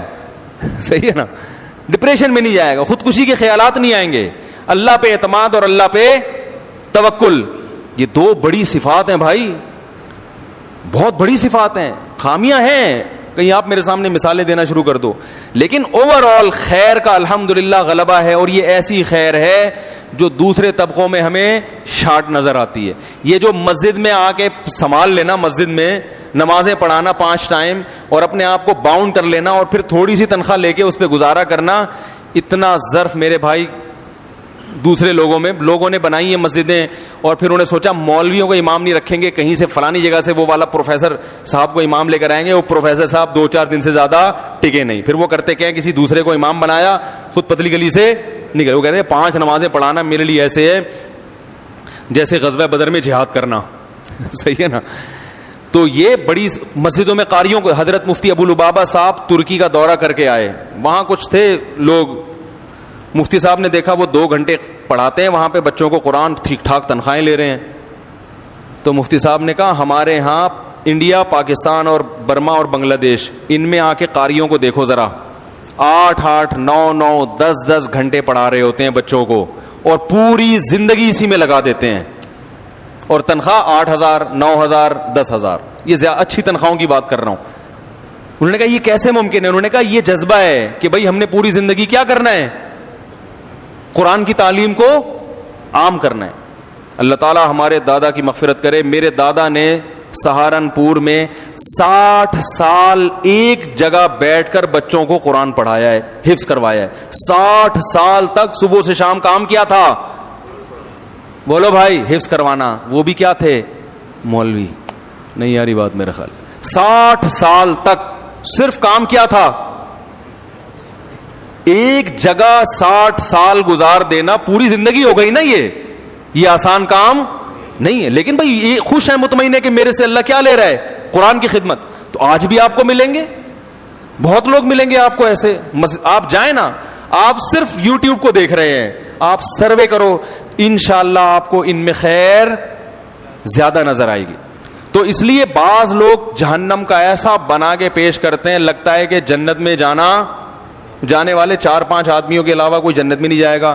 اور ایسا اللہ کے عذاب سے ایسا ڈراتے ہیں, یعنی جہاں شریعت نے گنجائشیں رکھی ہیں اس کو بھی اتنا سخت بنا. ایک صاحب جماعت کی اہمیت پہ بیان کر رہے تھے کہ جماعت کی نماز اتنی ضروری ہے, اگر نہیں پڑھی جماعت سے تو یہ ہو جائے گا. اور اگر تم, بس کیا بتاؤں میں نے کہا یار انہوں نے, جماعت کی بڑی اہمیت ہے اسلام میں, لیکن حضرات فقہا نے قرآن و سنت ہی کی روشنی میں کچھ آزار بیان کیے کہ بھئی یہ عذر ہے تو جماعت سے نماز چھوڑ سکتے. میں نے کہا یہ اتنا سخت بنا کے انہوں نے پیش کر دیا کہ اب جماعت سے نماز پڑھنا لوگوں کے لیے آسان نہیں بلکہ مشکل. لوگ کہیں گے یار یہ تو ہمارے بس میں ہے ہی نہیں. حالانکہ فقہا تو دین کو زیادہ سمجھتے ہیں نا. انہوں نے بتایا کہ بھئی یہ آزار ایسے ہیں, آپ کو شدید بھوک لگ رہی ہے, آپ کے سامنے کھانا آ گیا, اب آپ کو ڈر ہے میں نماز پڑھنے جاؤں گا تو کھانا ٹھنڈا ہو جائے گا, تو آپ جماعت سے نماز چھوڑ سکتے ہیں. جہاں شریعت نے گنجائشیں دی ہیں وہ گنجائش دینی چاہیے, بلا وجہ نہ چھوڑیں. اور ایسا ہی بھی نہ ہو کہ روزانہ اسی ٹائم پہ کھانا پکوانا شروع کر دیں. رشوت کے معاملے میں کہیں شریعت نے گنجائش دی ہے کہ آپ پہ ظلم ہو رہا ہے تو ظلم سے بچنے کے لیے آپ رشوت دے سکتے ہیں, بہت ساری ہے. لیکن وہ رشوت پر بیان کریں گے تو ایسا کہ آدمی کہے گا بھائی میں تو, کسٹم میں جو آدمی ہے وہ تو گیا جہنم میں. ویسے تو وہ ویسے بھی مشکل ہی لگ رہا ہے مجھے بھی, میری اپنی رائے بھی یہی ہے. لیکن بعض کسٹم والے جنت میں بھی شاید چلے جائیں. ٹھیک ہے, وہ جو بیچارہ کنٹینر چھڑوا رہا ہے نا, کنٹینر چھڑوا رہا ہے, اس کو تو رشوت مجبوری میں دینی پڑتی ہے. وہ تو نہیں دے گا تو وہ تو کنٹینر قیامت تک اس کا وہیں کھڑا رہے گا. لیکن محترم نے رشوت کے خلاف ایسا بیان کیا کہ جہاں شریعت نے گنجائش رکھی ہے وہ گنجائش لوگوں کو نہیں بتائی. لوگ کہتے ہیں یار ہمارا تو بزنس ہی نہیں ہو سکتا, ہم تو کاروبار کر ہی نہیں سکتے کیونکہ یہاں تو جگہ جگہ کھانچے کھلے ہوئے ہیں. حکومت کے جو سرکاری جو لوگ ہیں نا, افسران منہ کھول کے بیٹھے ہوئے ہیں, ان کے منہ میں جب تک ہڈی نہ ڈالو بزنس ہو ہی نہیں سکتا. تو مفتی صاحب نے فتویٰ دے دیا کہ ہڈی ڈالنا جائز نہیں ہے. تو وہ پھر وہ کہتے ہیں یار جانا ہی جہنم میں, ورنہ تو بھوکے مر جاؤ یہاں پہ. تو یہ ایک شریعت کا وہ پہلو ہے جو بہت. حقوق پر بات ہوگی تو والدین کے حقوق پر بعض لوگ بات کرتے ہیں, اتنا زیادہ خطرناک بنا کے پیش کر دیتے ہیں کہ انسان کہتا ہے بھائی میں ماں باپ کے حقوق ادا کر ہی نہیں سکتا. وہ ایک مولوی صاحب نے تقریر کی, بولا ماں کا اتنا حق ہے, یہ ہو گیا تو جہنم, یہ ہو گیا تو جہنم, یہ ہو گیا تو جہنم. وہ پریشان, اس نے بولا بھائی میری اماں تو ویسے ہی مجھے صبح شام تنگ کرتی رہتی ہیں اور جھگڑا تو ہوتا ہی ہے. اب اس نے جا کے اماں کو جان سے ہی مار دیا. اس نے بولا یار جان سے کیوں مارا؟ اس نے بولا بھائی ان کے حقوق ادا کرنا میرے بس میں. آج میں نے بیان سنا ہے, اتنے خطرناک حقوق ہیں. میں نے کہا حقوق کا اڈا ہی ختم کر دو بھائی, نہ یہ رہیں گی نہ ان کے حقوق رہیں گے. تو اتنا خطرناک بنا کے پیش کرتے ہیں. حالانکہ جہاں اسلام نے ماں باپ کے حقوق بیان کیے ہیں وہیں ایک باؤنڈری بھی کھینچی ہے کہ اس سے اتنے ہیں, اس سے زیادہ بولو بھائی نہیں ہے, اس سے زیادہ نہیں. ایک صاحب نے مجھے بتایا کہ حدیث میں آتا ہے, ایک خاتون کا فون آیا, انہوں نے حدیث سنی کہ بھئی شوہر کے اگر پیپ نکل رہی ہو تو عورت اس کے پیپ چاٹ لے تو بھی شوہر کا حق ادا نہیں ہو سکتا. اس نے کہا بھئی یہ تو بہت زیادہ ایک یہ نہیں ہو گیا کہ میاں کے زخم سے اگر پھوڑا نکل آیا اور پیپ نکلے تو. ایک خطیب صاحب نے کہیں بیان کر دیا اس یہ مجمع میں کہ شوہر کا اتنا بڑا حق ہے کہ اس کے پیپ نکل رہی ہو نا تو عورت وہ پیپ بھی چاٹنا شروع کر دے تو بھی شوہر کا حق ادا نہیں ہو سکتا. اب لٹکا کے چھوڑ دیا ان خطیب صاحب نے. اب وہ عورت اپنے شوہر کا حق نہیں ادا کرے گی کیونکہ کون پیپ چاٹے گا بھائی بیٹھ کے ہیں, اور اس کو یہ بھی پتا ہے کہ یہ چاٹنے کے بعد بھی حق ادا, تو اس کا مطلب ہے شوہر کا حق قیامت تک ادا ہو ہی نہیں سکتا. تو پھر چھوڑو, جب جانا ہی جہنم میں ہے تو جتنے ادا ہو رہے ہیں ان کے بھی ادا کرنے کی چندہ ضرورت نہیں ہے. حالانکہ ان خطیب صاحب نے جب یہ بیان کیا تھا تو سب سے پہلے تو حدیث کی سند پیش کرنی چاہیے کہ یہ حدیث صحیح ہے بھی یا نہیں ہے. اگر صحیح ہے تو اس کا دوسری حدیثوں کی روشنی میں مفہوم بیان کرنا چاہیے تاکہ باقی حدیثوں اور اس حدیث میں ٹکراؤ نہ رہے. میں نے ان سے کہا, میں نے کہا پہلی بات تو اس حدیث کی سند ٹھیک نہیں, میں نے تحقیق کی اس کی, اور اگر مان لو کہ سند ٹھیک ہے تو میں نے کہا صحابہ کرام میں ہمیں کہیں بھی نہیں ملتا کہ کسی خاتون نے اپنے شوہر کی پیپ چاٹی ہو, کہیں بھی نہیں ملتا. تو یہ کیسی حدیث ہے جس پر صحابہ کرام نے عمل, بولو بھائی, نہیں کیا؟ اور شریعت نے پیپ کو ناپاک بھی قرار دیا. تمام فقہا کا اس پر اجماع ہے کہ پیپ کا کھانا حلال, بولو بھائی, نہیں ہے. میں نے کہا یا تو یہ حدیث ضعیف ہے, اور واقعی ضعیف ہے, یہ حدیث صحیح نہیں ہے, اور یہ اگر ہے تو یہ محض ایک تاکید بیان کرنے کے لیے ہے, یہ اپنی حقیقت پر محمول نہیں ہے. جیسے لغت میں ہوتا ہے نا, ہم کسی کو دھمکی دیتے ہیں, مائیں بچوں کو دھمکی دیتی ہیں چپ ہو جا ورنہ منہ توڑ دوں گی تیرا. اس کا مطلب منہ توڑنا کیا خیال ہے نہیں ہوتا, بلکہ اس کا مطلب ہوتا ہے چپ ہو جا بس, ٹھیک ہے نا. تو لغت میں بعض دفعہ کچھ الفاظ ایسے ہوتے ہیں کہ جو محض ایک چیز کو کی تاکید کو بیان کرنے کے لیے ہوتے ہیں کہ بہت بڑا حق ہے, تو اس کو ایک مثال سے سمجھایا جا رہا ہے. مطلب یہ نہیں ہے کہ ایسا کرنا شروع کر دو, یہ حدیث کا مطلب نہیں ہے, کیونکہ رسول اللہ صلی اللہ علیہ وسلم نے جہاں میاں بیوی کے حقوق بیان کیے ان کی تفصیل بھی بیان کر دی کہ زوجہ پر یہ باؤنڈری ہے, اس سے زیادہ آپ بوجھ نہیں ڈال سکتے. نبی صلی اللہ علیہ وسلم نے فرمایا کہ وہ تمہاری مرضی کے بغیر کسی کو گھر میں نہ آنے دے, صحیح ہے نا, امانت میں خیانت نہ کرے, مال کی حفاظت کرے. یہ چند موٹے موٹے بنیادی حقوق بیان کیے, فرمایا اس سے زیادہ تمہارا ان پر حق نہیں ہے. اور یہ بھی بیان کر دیا کہ عورت پر شوہر کا حق کتنا ہے, تو وہ اس میں جو ایک اصول بیان کیا اس میں پیپ اور خون کا کہیں بھی تذکرہ نہیں ملتا. تو بعض لوگ وہ ایک, ہم اکثر بچپن میں قصہ سنتے تھے کہ وہ ایک سیب جو ہے نا وہ دریا میں کہیں گرا, شیخ عبد القادر گیلانی رحمۃ اللہ نے وہ سیب اٹھا کے کھا لیا, تو بعد میں ان کو خیال آیا پتہ نہیں یہ کس کا سیب ہوگا, تو وہ پھر سفر کرتے گئے, پتہ کیا وہ تو بغداد سے کہیں سے چلتا ہوا آ رہا تھا سیب. یہ ہم بچپن میں بڑا واقعہ سنا کرتے تھے. تو وہ پھر سیب کھانے تلاش کرتے کرتے سیب کے مالک کے پاس پہنچے بغداد, اتنا لمبا سفر کیا انہوں نے دوسرے ملک کا, سیب تاکہ معاف کراؤں نا, حقوق العباد تو بندوں کے معاف کیے بغیر معاف ہوتے نہیں ہیں, تو انہوں نے کہا سیب کے مالک سے معاف کروانا پڑے گا. تو وہاں میں نے دل میں سوچا جب اتنی ٹینشن تھی تو کھایا کیوں بھائی, جس میں اتنا تقویٰ ہوتا ہے وہ تو شروع میں ہی نہیں کھاتا, چلو غلطی سے کھا لیا. تو اب وہاں پہنچے تو مالک سے جو ہے وہ کہا کہ بھائی میں نے غلطی سے سیب کھا لیا ہے تو اب معاف کر دو. اس نے کہا ایک شرط پہ معاف کروں گا, میری بیٹی سے شادی کرو. انہوں نے کہا اچھا بھائی کیا؟ انہوں نے کہا وہ لنگڑی بھی ہے, اندھی بھی ہے, بہری بھی ہے, گونگی بھی ہے. آئی انہوں نے کہا لیکن کرو گے تو معاف کروں گا ورنہ نہیں. اب مجبوری تھی, سیب معاف کرانا تھا. انہوں نے شادی کر لی, پتہ چلا وہ تو نہ لنگڑی ہے, بڑی خوبصورت تھی. تو انہوں نے کہا لنگڑی اس اعتبار سے کہ گھر سے باہر کبھی نکلی نہیں ہے, یعنی اس اعتبار سے معذور ہے گویا, اور اندھی اس اعتبار سے کبھی نامحرم کو دیکھا نہیں ہے, بہری اس اعتبار سے غلط بات کبھی سنی نہیں, گونگی اس اعتبار سے غیبت کبھی نہیں کی. تو یعنی آرڈر پہ بنوائیے آپ یہ کہہ سکتے ہیں. تو وہ یہ حضرت عبد القادر گیلانی کو اس تقوی کا یہ صلہ ملا. تو ہم سنتے تھے سبحان اللہ کہتے تھے, لیکن ایک بات خیال آتا یار ہماری تو بخشش, ہمارے محلے میں بادام کا درخت تھا, ہم پتھر سے توڑ توڑ کے بچے تھے نا کھایا کرتے تھے. حالانکہ انٹی منع بھی کرتی تھی, یہاں تو منع بھی نہیں کیا تھا اس نے. بھائی جو باغ کا مالک تھا اس نے تھوڑی کہا تھا سیب نہیں کھاؤ, وہ گر گیا تو جانے دیا, اس مطلب کھا لو, جس کا ہو گیا ہو گیا, ورنہ اگر اتنا ہی شوق تھا بھائی اٹھا لیتا. اور وہ انٹی جن کے ہم بادام توڑتے تھے بچپن میں, بھائی اب نہیں کرتے یہ کام, وہ تو منع کرتی تھی, بد دعائیں دیتی تھیں. تو شکر ہے لگی نہیں بد دعائیں ان کی, ہم نے معاف کروا لیا تھا بعد میں ان سے.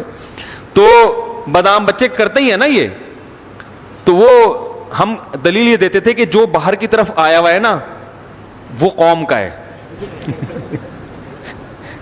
بچے بڑے شرارتی ہوتے ہیں. ہم تو اسکول, اب تو بچے وہ شرارتیں کرتے ہی نہیں. ہم جب بچے تھے نا اسکول جب جایا کرتے, ہمارا بہت دور پیدل اسکول تھا, بڑی شرارتیں کرتے ہوئے جاتے تھے. اس میں گھر سے جو جیب خرچی کے پیسے ملتے ہیں, کسی کی اٹھنی گر گئی نا تو دوسرا اس پہ پاؤں رکھ کے کھڑا ہو جاتا تھا. اب کیا کرتا تھا, وہ کہتا تھا دو میرے پیسے, کہہ رہے نہیں, اٹھا کے جیب میں ڈالے. بھائی کیوں؟ کہہ رہے مجھے اللہ کی زمین سے ملے. یہ سنا ہوگا نا, بھائی یہ تمہارے نہیں, مجھے کہاں سے ملے؟ اللہ کی زمین. اور وہ دیتا ہی نہیں, پھڈے شروع ہو جاتے تھے اس پہ, ہمیں تو کہاں سے ملے. بچے نا لاجک پیش کرتے ہیں. تو ہم یہ کہتے تھے بادام کا جو حصہ ان کے گھر کی طرف ہے وہ ان کا ہے, جو باہر آ رہا ہے وہ گلی محلے والوں کا ہے, بھائی وہ ان کا ہے ہی نہیں. ہمیں کیا, ہم تو بھائی ہم نے تو پتہ نہیں کتنے بادام کھائے ہیں, تو ہم تو جنت میں جا ہی نہیں سکتے یار, یہ تو بڑا مسئلہ ہو گیا.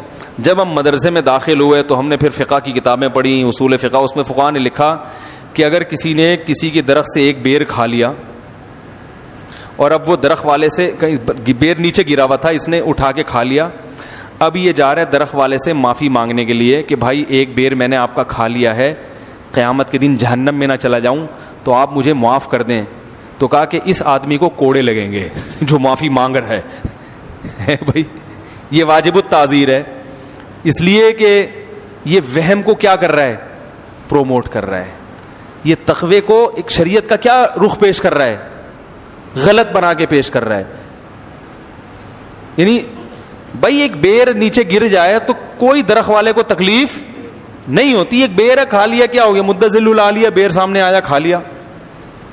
تو یہ کوئی ایسی چیز تھوڑی ہے جس پہ انسان کو تکلیف ہوتی ہے. اس کا جو ٹائم آپ نے ویسٹ کیا معافی مانگنے میں, یہ کتنی بڑی ٹینشن ہے. ہمارے حضرت مفتی رشید احمد صاحب سعودی عرب گئے, کسی کے یہاں مہمان تھے, تو حضرت کے پاس کچھ اپنا گھر کا سامان بھی تھا, اس میں ایک کپ تھا حضرت کا, تو وہ کپ وہیں رہ گیا میزبان کے گھر میں, چھوٹا سا کپ تھا, سعودی عرب میں ہی رہ گیا, اور وہ کپ تھوڑا سا ٹوٹا ہوا بھی تھا, تو ویسے ہی اس کی ویلیو کم ہو گئی.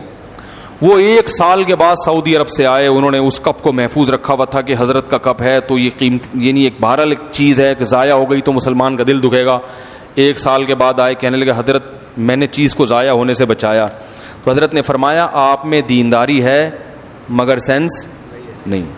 جتنی ٹینشن اس کی حفاظت میں لگی ہے نا, اتنے کا یہ کپ بولو بھائی ہے نہیں. ہر چیز کی جتنی قیمت ہوتی ہے اس حساب سے اس کی حفاظت پہ ٹینشن لی جاتی.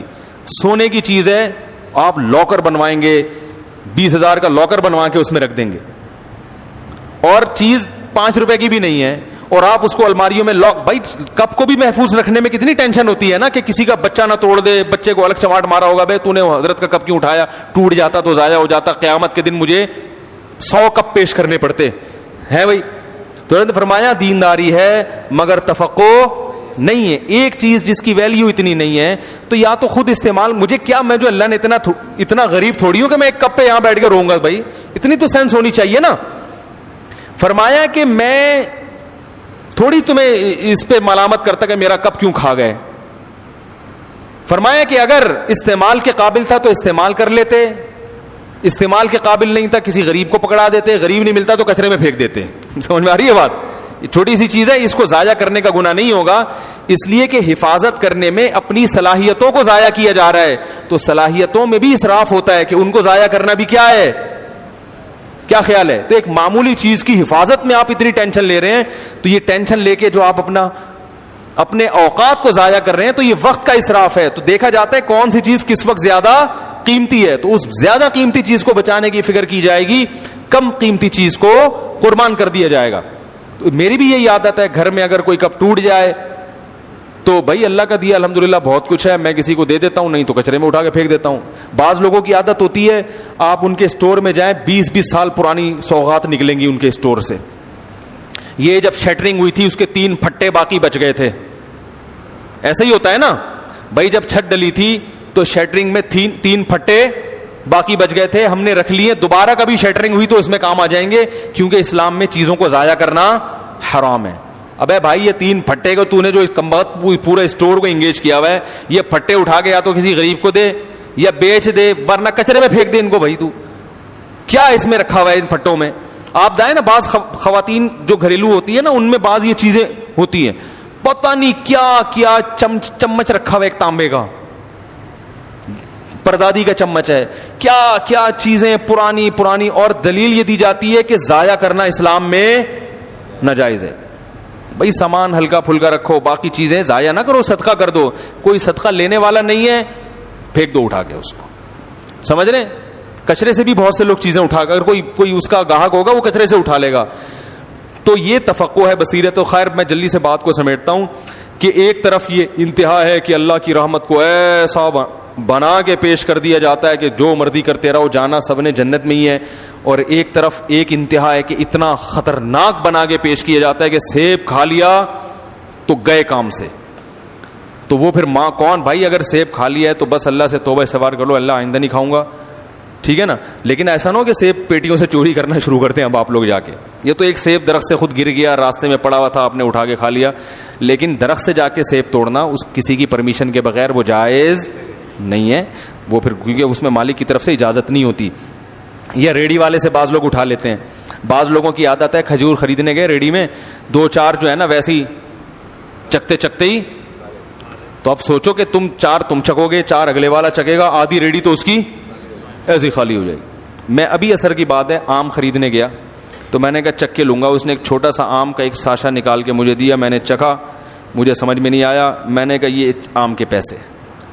اس نے کہا نہیں. میں نے کہا بھائی تم 10 آدمی آئیں گے چکتے چکتے, 20-30 آم تو تمہارے چکھنے میں گئے, تو آپ اس کے پیسے لیا کرو.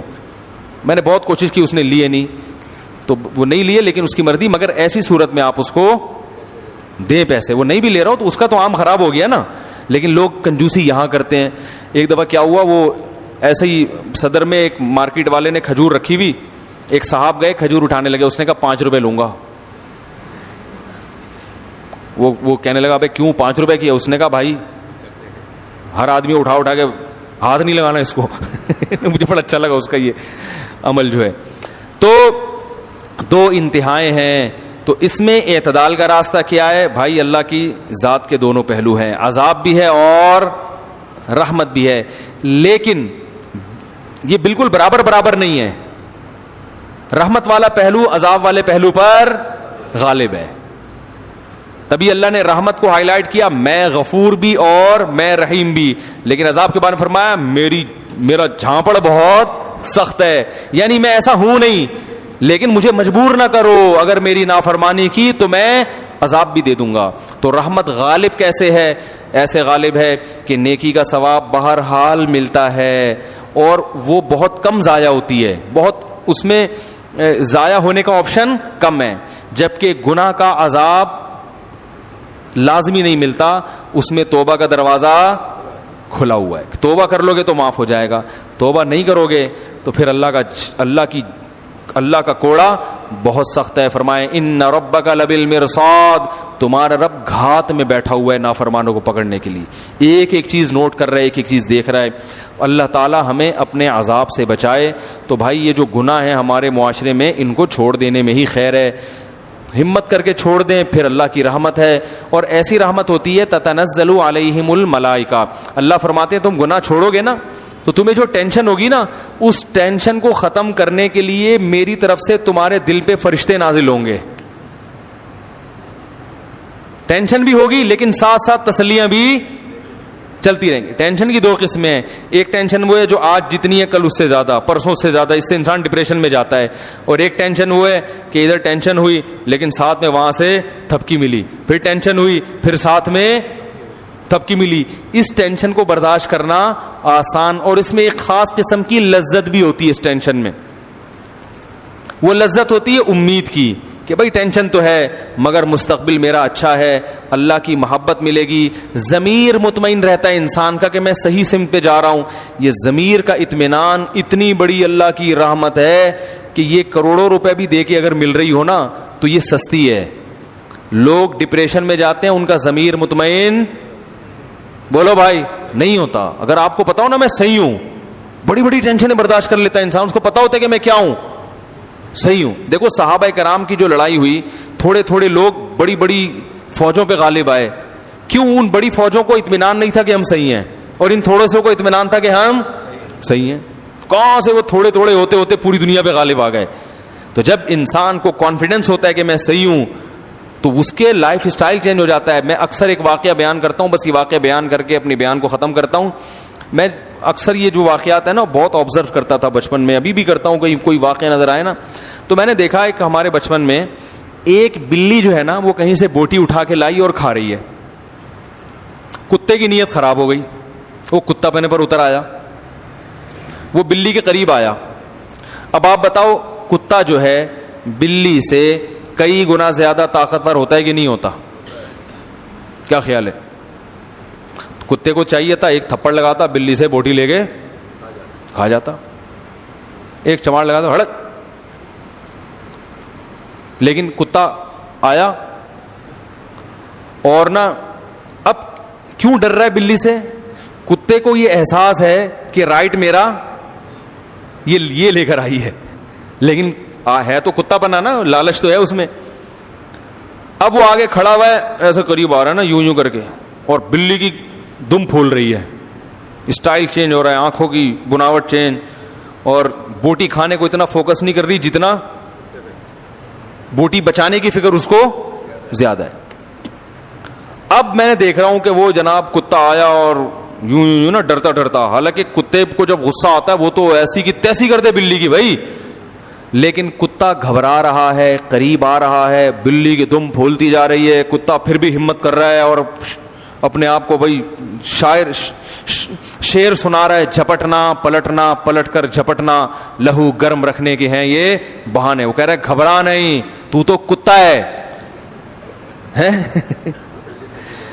بلی سے کیوں ڈر رہا ہے؟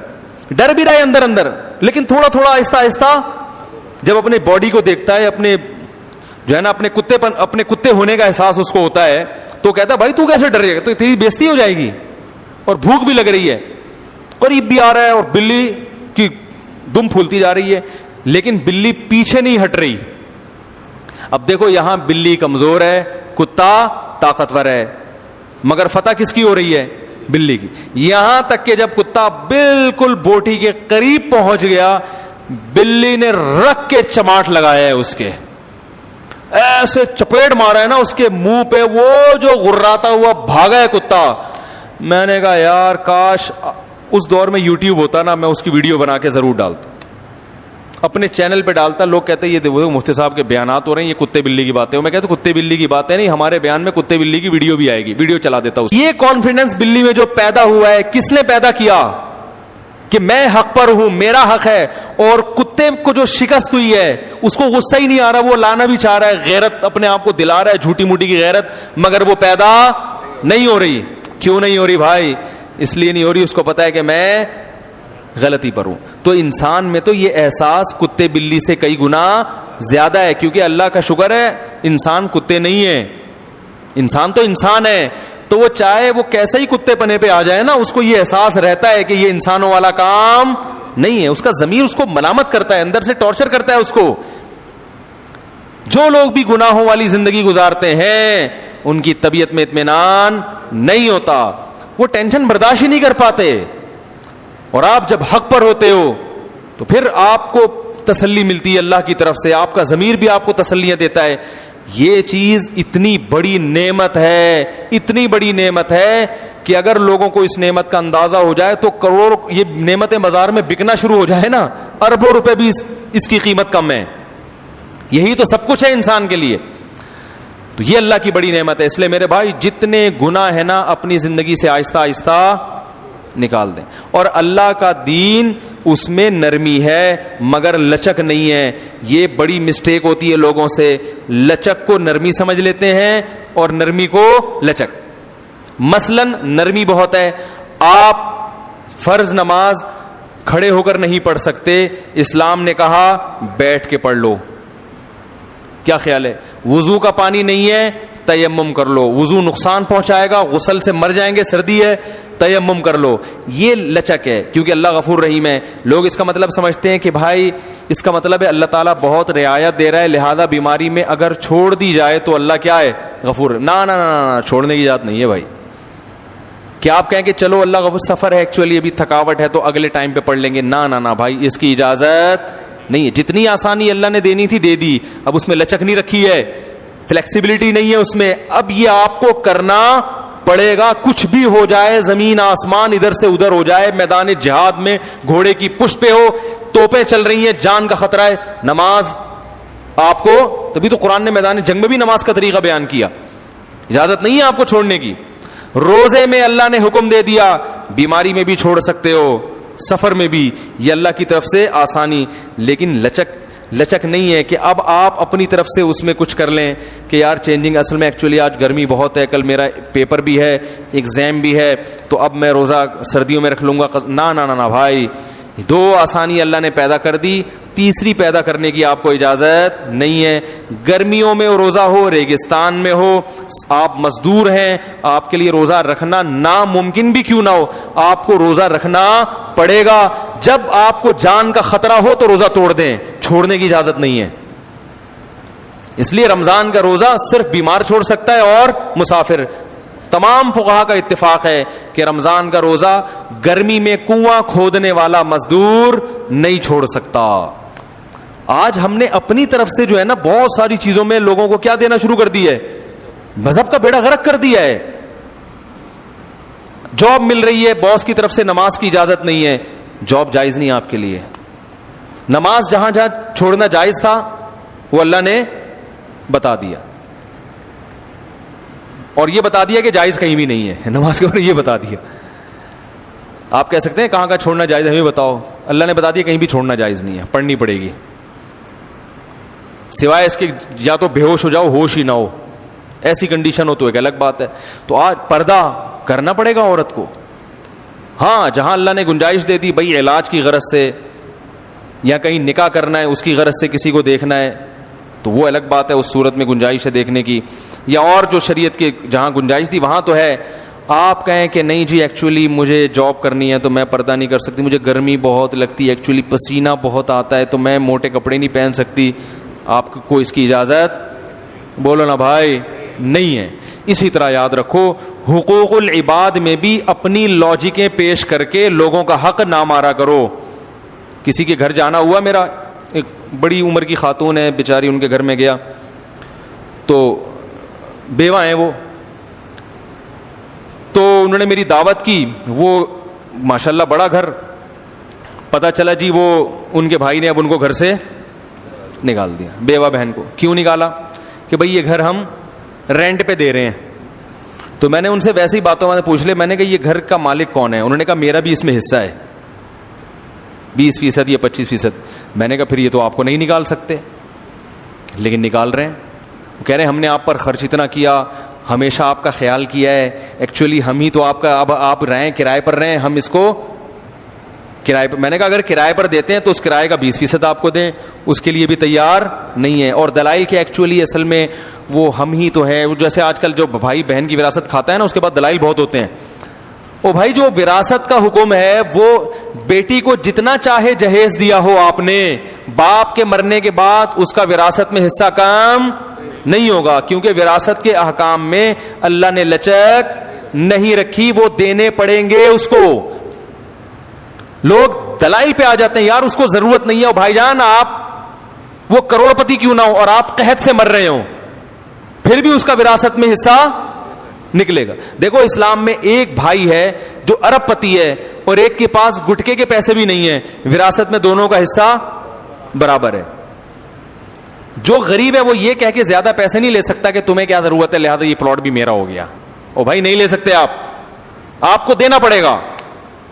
اسی طرح ماں اپنے بچوں کی وراثت غصب بولو بھائی نہیں کر سکتی. اب باپ مر جاتا ہے تو اماں کیا کہتی ہیں, یہ میرا مکان ہے, میں اپنی زندگی میں کسی کو حصے بخیے نہیں کرنے دوں گی. ابھی باپ کا کفن میلا نہیں ہوا, میرے میاں کی جائیدادیں بٹنا شروع ہو گئیں, نہیں میں نہیں دوں گی, میں یہ نہیں کروں گی. بھائی یہ آپ کا ہے ہی نہیں, یہ کس کا ہے؟ یہ اللہ نے جس کا کہہ دیا یہ اس کا ہے.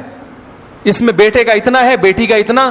میرے پاس کیس آتے ہیں, میں کہتا ہوں بھائی اماں کا 8واں حصہ ہے 12.5%, اس کے بارے میں اماں کو اللہ نے اختیار دیا ہے کہ وہ ایک دھیلا بھی کسی کو نہ دیں. وہ کہیں یہ میرا ہے, میرے میاں سے مجھے 8واں حصہ ملا ہے 12.5%, یہ میں کسی کو نہیں دوں گی. بالکل رائٹ ہے ان کا, باقی ان کا ہے ہی نہیں تو کسی کو دینے کا, وہ تو اللہ نے دے دیا نا. کیا ہو گیا بھائی؟ اگر اللہ نے ماں کو یہ حق دیا ہوتا تو قرآن میں اللہ وصیت کے حکام بیان نہ کرتا وراثت کے. اللہ کہتے ہیں جو ماں جس کو جتنا دینا چاہے اس کو دے دینا, اگر وہ نہ دینا چاہے تو پھر میرے حساب سے پھر اتنا بنتا ہے اتنا دے دینا. کہیں بھی قرآن نے نہیں کہا, اللہ نے کہا یوصیکم اللہ فی اولادکم, اللہ نے تمہاری اولاد کے بارے میں تمہیں بتا دیا, ابا مرے گا بیٹے کو دگنا, بیٹی کو اس کا آدھا ملے گا, تو وہ ملے گا. اس میں ماں کو روکنے کا رائٹ نہیں ہے. کہیں مائیں بیٹیوں کی وراثت نہیں دینے دیتی, کہیں بیٹوں کی نہیں دینے دیتی, کہیں کسی کو بھی نہیں دینے دیتی, میں زندہ ہوں میں یہ نہیں ہو سکتا.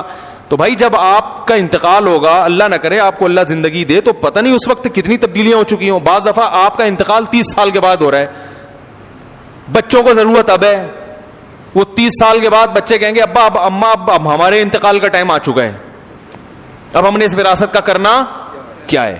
ایک نوجوان میرے پاس آیا کہ میری اماں وراثت نہیں تقسیم کرنے دے رہی, تو میں نے کہا کیوں؟ کہہ رہی وہ جب میں مر جاؤں گی پھر کرنا. میں نے کہا بھائی آپ کی ماشاءاللہ والدہ بھی جوان ہے, 30 سال میں بھی ان کا اللہ کرے 30 سال میں بھی انتقال نہ ہو, لیکن لگتا ہے 30 سال میں تو ہوگا, تو 30 سال تو آپ کے اسی غربت میں گزر جائیں گے, ٹھیک ہے نا.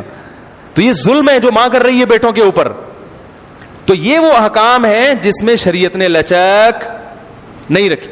ایسا کیس آیا ابھی JTR پہ, کسی نے پوچھا تھا کہ باپ کا انتقال ہوا, اکلوتی بیٹی تھی, چچا نے پوری وراثت پہ قبضہ کیا اور بیٹی کو کہا کہ تم میری ہو گئی ہو, میں تمہیں پالوں گا, اب بس میں ساری ذمہ داری, وراثت میں نہیں دیا اس کو حصہ, کہ بھائی تم جب میری بیٹی بن گئی تو تمام ذمہ داریاں کس کے کندھوں پر ہیں؟ میرے کندھوں. پھر اس پلاٹ پہ ماشاءاللہ چچا نے مسجد بھی بنائی اور دکانیں بھی بنائی اور بیٹی کو بھی پال رہا ہے. میں نے کہا بھائی یہ مسجد میں نماز پڑھنا جائز؟ بولو بھائی, یہ بیٹی کی وراثت کی زمین پر بنی ہے مسجد, اس میں نماز پڑھنا, یہ مسجد ہے ہی نہیں شرعی, غصب کی زمین پہ ہے. چچا کو چاہیے کہ آپ اس کی وراثت پوری اس کے حوالے کرو, پھر آپ اس کو پالو. کیا خیال ہے؟ پھر پالو آپ اس کو, پھر لوگ کہیں گے ماشاءاللہ. اب ساری وراثت کھا کے آپ بھتیجی کی کفالت کر رہے ہو, یہ اللہ کی طرف سے اجازت نہیں ہے. تو بھائی اپنے آپ کو شریعت کا پابند بناؤ, ایک دائرے میں لے کر آؤ, اس کے حساب سے حقوق کا تعین کرو, اخپل طریقے سے فیصلہ نہ کرو. آپ پٹھان ہیں بھائی, اخپل طریقہ پتہ ہے نا کسے کہتے ہیں؟ اخپل طریقہ ہے. اخپل طریقے سے فیصلے کر رہے ہیں کہ یہ اصل میں یوں ہو رہا ہے, اخپل طریقے سے جرگے بیٹھ کے فیصلہ کر رہے ہیں. اللہ اس کے رسول صلی اللہ علیہ وسلم نے ہمارے لیے حدود کھینچ دی ہیں کہ بھئی آپ کو اس طرح سے یہ حقوق ہیں, اس سے زیادہ آپ کا نہیں اور اس سے زیادہ اس کا حق نہیں ہے. بھائی سمجھ میں آ رہی ہے یا نہیں آ رہی ہے؟ ایک خاتون کی نا ٹھیک ٹھاک جائیداد ہے, ان کے میاں اس سے کہہ رہے ہیں وہ مجھے دے دو, کیونکہ میں بھی تو تمہارا ہی ہوں, میں بھی کیا ہوں تمہارا. تو یہ وہ اپنی بیوی سے کہہ رہے ہیں ہمارا تمہارا کچھ نہیں ہوتا اسلام میں, ہمارا تمہارا کچھ نہیں ہوتا, مجھے دے دو, ہم دونوں مل کے انشاءاللہ. تو میں نے ان سے کہا, میں نے کہا بھائی ویسے تو آپ کے میاں دینا چاہیں تو پوری جائیداد دے دیں, لیکن یہ کوئی طریقہ ساڑھی عقلچ آ نہیں رہا. بھائی آپ کا ہے تو آپ کے ابا کی وراثت ملی ہے, اپنے نام رکھو. میاں سے بولو بھائی اگر اللہ نہ کرے تم غریب ہو گئے, تمہارا کوئی حالت خراب ہو گئے, تو ٹھیک ہے, جیسے محلے پڑوس والوں کی مدد کرنا جب اسلام کا حکم ہے, تو میاں کی مدد کرنا تو اور زیادہ ثواب ہے اس میں, تو ہم انشاءاللہ آپ کی ہیلپ کریں گے, ٹھیک ہے نا. کبھی راشن ہم ڈلوا لیں گے, کبھی انڈے ہماری طرف سے آ جائیں گے, مرغی کے انڈے, اور کبھی جناب وہ گوشت ہم لے آیا کریں گے. آپ جب تک بے روزگار پھرو گے ہم آپ کی ہیلپ کریں گے. لیکن اگر ہمیں اندازہ ہو گیا کہ آپ اس ہیلپ کی وجہ سے بے روزگار ہیں ٹھیک ہے نا, تو اسی وقت ہماری طرف سے ہیلپ, کیونکہ بعض دفعہ جب بیگم کھلا رہی ہوتی ہے تو پھر میاں چوڑا ہو جاتا ہے, وہ پھر بالکل ہی اپاہج ہو جاتا ہے, تو اس میں ہم کہتے ہیں کہ بھائی پھر ہیلپ ویلپ نہیں کرو. ہاں وہ اپنی ذمہ داری پوری کر رہا ہو, پھر غریب ہے تو پھر ضرور ہیلپ کرنی چاہیے.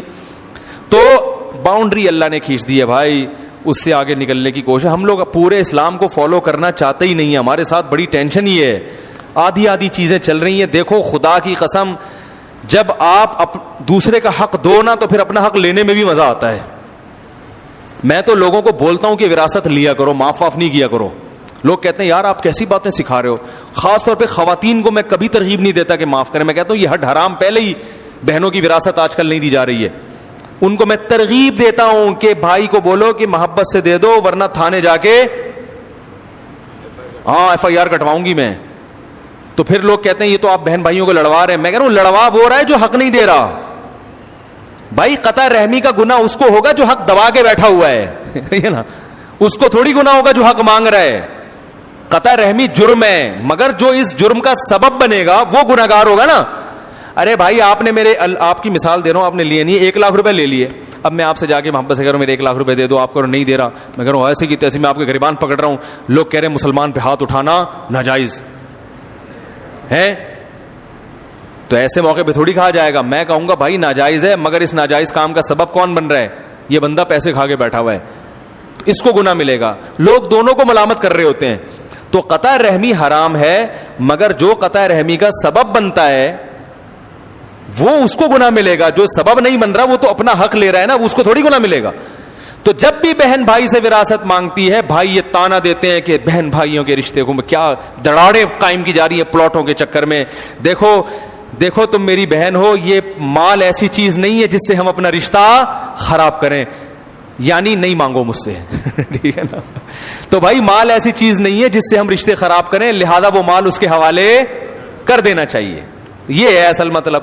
تو ہر آدمی اپنے مطلب کہ وہ نمازیں دیکھو ٹرین میں ادھر کوئی منہ کر کے نماز پڑھ رہا ہے، کوئی کھڑکی طرف منہ کر کے، ان سے بولو بھائی قبلے کی طرف. کہہ رہے ہیں بھائی سفر میں تو 4 کی 2 کر دی اللہ نے، تو سفر میں تو آسانی ہے. اب بھائی اللہ نے 4 کی 2 کی ہے، مگر اللہ نے کہیں بھی یہ نہیں کہا قرآن میں کہ سفر میں قبلہ ہی معاف ہو گیا. بھائی یہ کہیں نہیں کہا. جتنا اللہ نے معاف کیا اتنا ہوگا. اللہ نے یہ کہا کہ سفر میں بغیر وضو پڑھ لو. سفر میں بھی یہ ہے کہ تیمم تو کرنا ہی پڑے گا اگر پانی نہیں ہے، تو غسل بھی کرنا پڑے گا سفر میں اگر غسل فرض ہو گیا ہے. تو جو اللہ نے کر دیا اتنا تو بھائی ٹھیک ہے، جو نہیں کیا اس میں آپ کو فنڈر بننے کی ضرورت، بولو نا، اس میں فنڈر گیری کی ضرورت نہیں ہے آپ کو. تو ہر آدمی گنجائشیں نکال کے فنڈر بنا ہوا ہے، اور وہ خود قیاس اجتہاد کر کے یہ ہے فلانا ہے ڈمکانا ہے، ادھر سے اس کا کھا لیا ادھر سے. آج ایک کیس آیا، بیٹھے ہوئے، ناراض نہیں ہونا، بتا دوں آپ کا نام نہیں آئے گا کہیں بھی، ویسے تو آ گئے آپ. ٹھیک ہے نا. میرے پاس بعض ایسے کیس بھی آتے ہیں کہ لوگ جھوٹے کیس کر دیتے ہیں دوسرے پر اس کو پریشان کرنے کے لیے. میں کہتا ہوں بھائی یہ جائز نہیں ہے جھوٹا کیس کرنا. کہہ رہے نہیں وہ بڑا ظالم ہے. تو ظالم ہے تو جو جتنا ظلم ہے اس حساب سے تو آپ اس کو نچوڑ سکتے ہیں، جو چیز نہیں ہے وہ کھاتا اس میں ڈال دیا. تو باؤنڈری شریعت نے ایک متعین کی ہے، اس کے تحت رہتے ہوئے آپ اپنا حق لیں. میں تو کہتا ہوں اس زمانے میں حق لینا بھی چاہیے. ہاں جہاں شریعت نے حق چھوڑنے کی ترغیب دی ہے وہاں چھوڑ سکتے ہیں. وہ کہاں ترغیب دی ہے یہ ایک الگ موضوع ہے. بعض جگہوں پہ حق چھوڑنا، حق پہ ہوتے ہوئے بھی حق چھوڑیں گے تو ثواب ملے گا آپ کو. وہ کون سی جگہ ہیں وہ بھی میرا موضوع نہیں ہے، لیکن عمومی حالات میں اگر لوگ وراثت کے معاملے میں نرم گوشہ اختیار کرتے ہیں تو اس کا بڑا نقصان ہوتا ہے. لوگ وراثتیں تقسیم ہونا ختم ہو گئی ہیں، یہ بڑا نقصان ہوتا ہے. اللہ تعالی عمل کی توفیق عطا فرمائے. ابھی سوال کا وہ کر لیں. میں کھانے کا انتظام مخلوط ہو تو اس میں جانا جائز ہے؟ نہیں، پردے کا انتظام نہیں ہے، مخلوط دعوت ہے تو اس میں شرکت جائز نہیں ہے. کسی کا دل رکھنے کے لیے بھی شرکت جائز نہیں ہے اس میں. رشتہ داری جوڑنے کے لیے بھی شرکت جائز، بولیں بھائی، نہیں ہے. بعض لوگ یہ کرتے ہیں کہ بھائی مکس گیدرنگ میں جہاں دعوت ہو تو وہاں اگر ہم نہیں جائیں گے تو رشتہ دار ناراض ہو جائیں گے. یار اس کی آواز بڑھا دو یار، پھر وہی ہو رہی ہے، پتہ نہیں آواز کو کیا ہو گیا. تو لوگ ناراض ہو جائیں گے، خونی رشتے ٹوٹیں گے.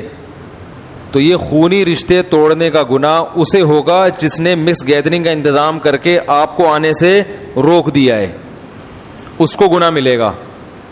سمجھ رہے ہیں؟ تو کسی کا دل جوڑنے کے لیے اپنا دین توڑنا جائز نہیں ہے.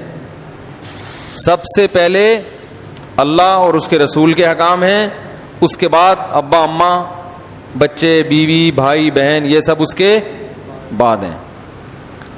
تو بھائی ان کو بھی تو رشتہ داری جوڑنے کا خیال ہونا چاہیے نا. ان کو پتہ ہے جب یہ شرکت نہیں کرتا تو ہم مس گیدرنگ نہ کریں، ہم الگ الگ انتظام کر لیں.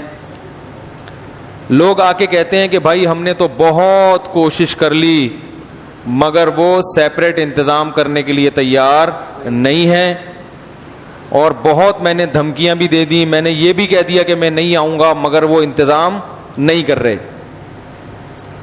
تو میں نے کہا پھر نہیں جائیں. کہنے وہ ہمیں کہہ رہے ہیں کہ تمہیں رشتہ داروں کا خیال نہیں آتا، تم شادی میں نہیں آ رہے، تم دعوت میں نہیں آ رہے.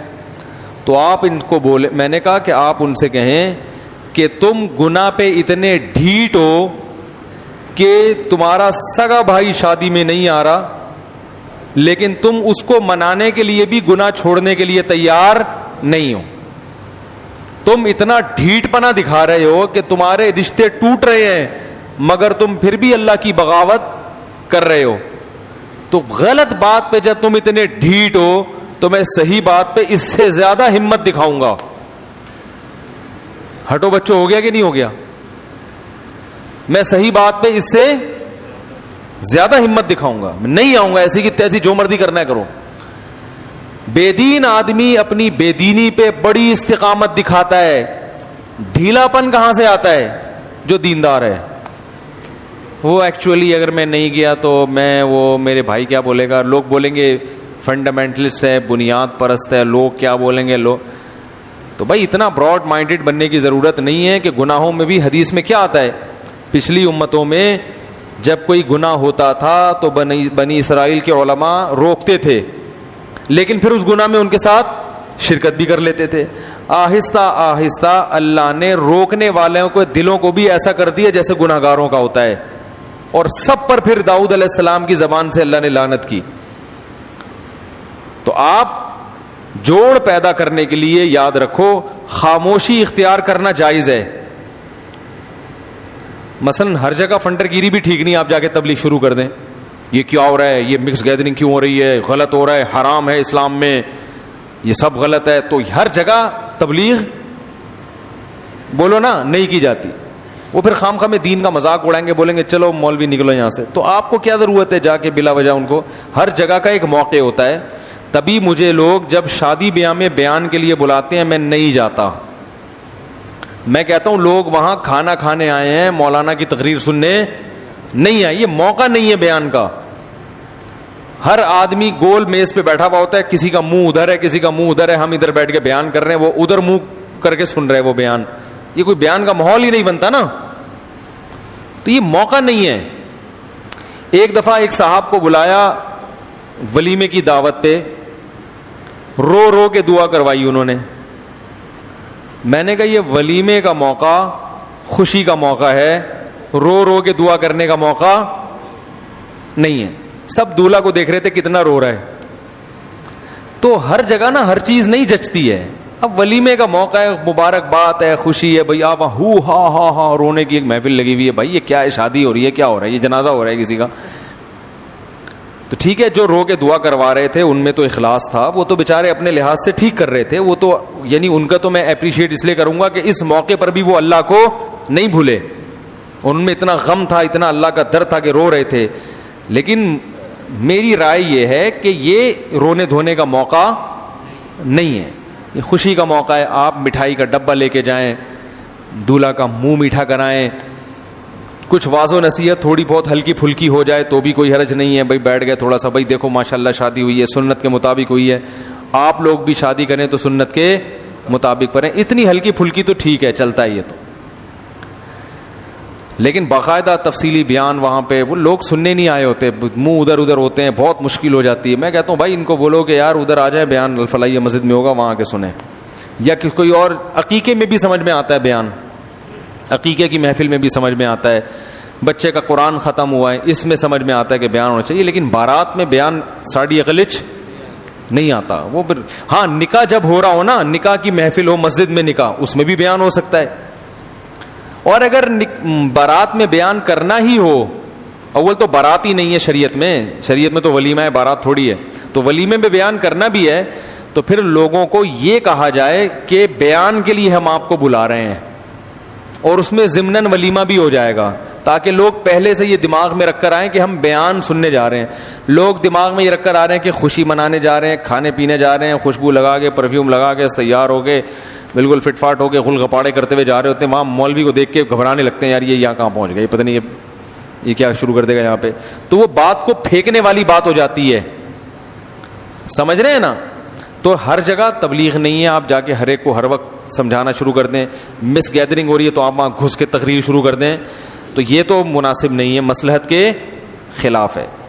لیکن اس میں شرکت کرنا شروع کر دیں جوڑ پیدا کرنے کے لیے, یہ بھی جائز نہیں ہے. جوڑ پیدا کرنے کے لیے خاموشی اختیار کی جا سکتی ہے تاکہ نفرت نہ پھیلے, لیکن جوڑ پیدا کرنے کے لیے گناہ میں شرکت کی اجازت کسی قیمت پہ نہیں ہے. گناہ کو اپریشیٹ کرنا بھی جائز نہیں ہے. مثلا آپ جوڑ پیدا کرنے کے لیے چلے گئے, کہیں مکس گیدرنگ ہو رہی ہے, آپ کہیں یار ٹھیک ہے یار یہ بھی ٹھیک ہے, کوئی اتنا بڑا مسئلہ نہیں ہے, اللہ غفور رحیم ہے, بخشے جاؤ گے کوئی, تاکہ وہ دل ان کے قریب ہو جائیں. تو دل قریب کرنے کے لیے غلط باتیں کہاں سے جائز ہو گئی بھائی؟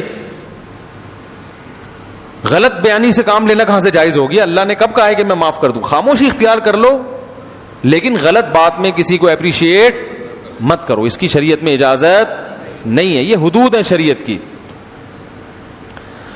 کیا دوران سفر سنتیں بھی پڑھی جائیں گی؟ بہت اہم سوال ہے. اس کا مدلل جواب دوں یا صرف جواب دے دوں؟ مدلل جواب دوں. بعض لوگ یہ کہتے ہیں کہ سفر میں سنتیں مؤکدہ نہیں ہوتی. دلیل یہ دیتے ہیں کہ سفر میں جب اللہ نے 4 فرض میں اتنی آسانی کر دی کہ وہ 2 کر دیے, تو سنتیں تو فرض سے بھی ہلکی چیز ہیں, ان کو پڑھنے کی چندہ ضرورت نہیں ہے. اس لیے میں نے آپ دیکھا ہے رواج بن گیا کہ سفر میں لوگ سنت مؤکدہ نہیں پڑھتے, رواج بن گیا. تو یہ غلط ہے. سفر میں سنت مؤکدہ ہی رہتی ہے. رہا یہ منطق کہ جب اللہ نے 4 کے 2 کر دیے, اتنی آسانی دے دی, تو سنت مؤکدہ تو 4 سنت ظہر کی پڑھو, پھر 2 فرض, پھر 2 سنت, تو اتنی لمبی نماز ہے تو 4 کے 2 کرنے کے تکلف کی ضرورت کیا تھی؟ لوگ یہ لاجک پیش کرتے ہیں. اس لاجک کا جواب یہ ہے کہ عبادات یہ توقیفی ہوتی ہیں, ان میں قیاس کا دخل نہیں ہوتا. قیاس کا وہاں دخل ہوگا جس کی کچھ شرائط ہیں, وہ بھی موضوع نہیں ہے تو پھر وہ لمبی بات ہو جائے گی. عبادات توقیفی کا مطلب جیسے بتایا ویسے ہے, اس میں اپنی طرف سے کانٹ چھانٹ کی اجازت نہیں ہے. جیسے میں نے ابھی نماز سے پہلے مثال دی تھی کہ روزے میں اللہ نے بیمار کو اجازت دے دی روزہ چھوڑنے کی, مسافر کو اجازت دے دی.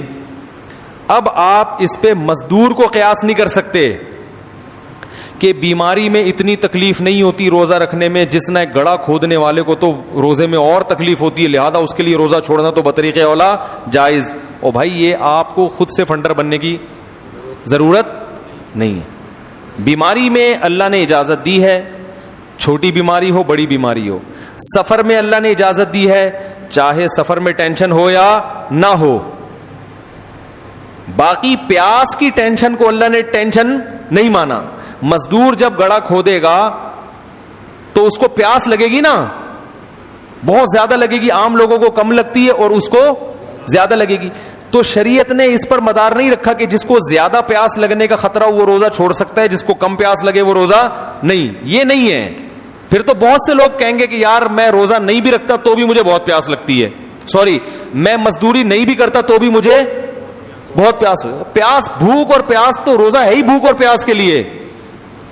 وہ تو جتنا مرضی لگ جائے, جتنا مرضی بھوک لگے, جتنی مرضی پیاس لگے, اس میں آپ کو روزہ چھوڑنے کی اجازت نہیں ہے. تبھی آپ دیکھو گرمیوں میں بھی روزہ اسی طرح واجب جیسے سردیوں میں.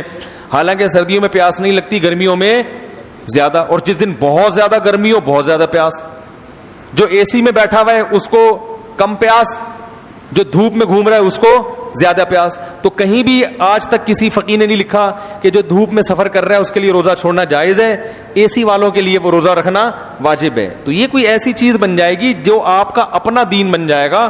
اسلام نے ایک اصول بیان کر دیا, مسافر مریض ان کو روزہ چھوڑنا جائز ہے, چاہے مسافر کو تکلیف ہو یا نہ ہو, اس کے علاوہ کسی کو جائز نہیں ہے. ہاں مزدور روزہ رکھے گا, پیاس ناقابل برداشت ہو گئی, بیماری کا خطرہ ہو گیا, تو پھر بیمار کو روزہ چھوڑنا چھوڑ بھی سکتا ہے, توڑ بھی سکتا ہے. ابے کیا ہو گیا, سمجھ کیوں نہیں رہے؟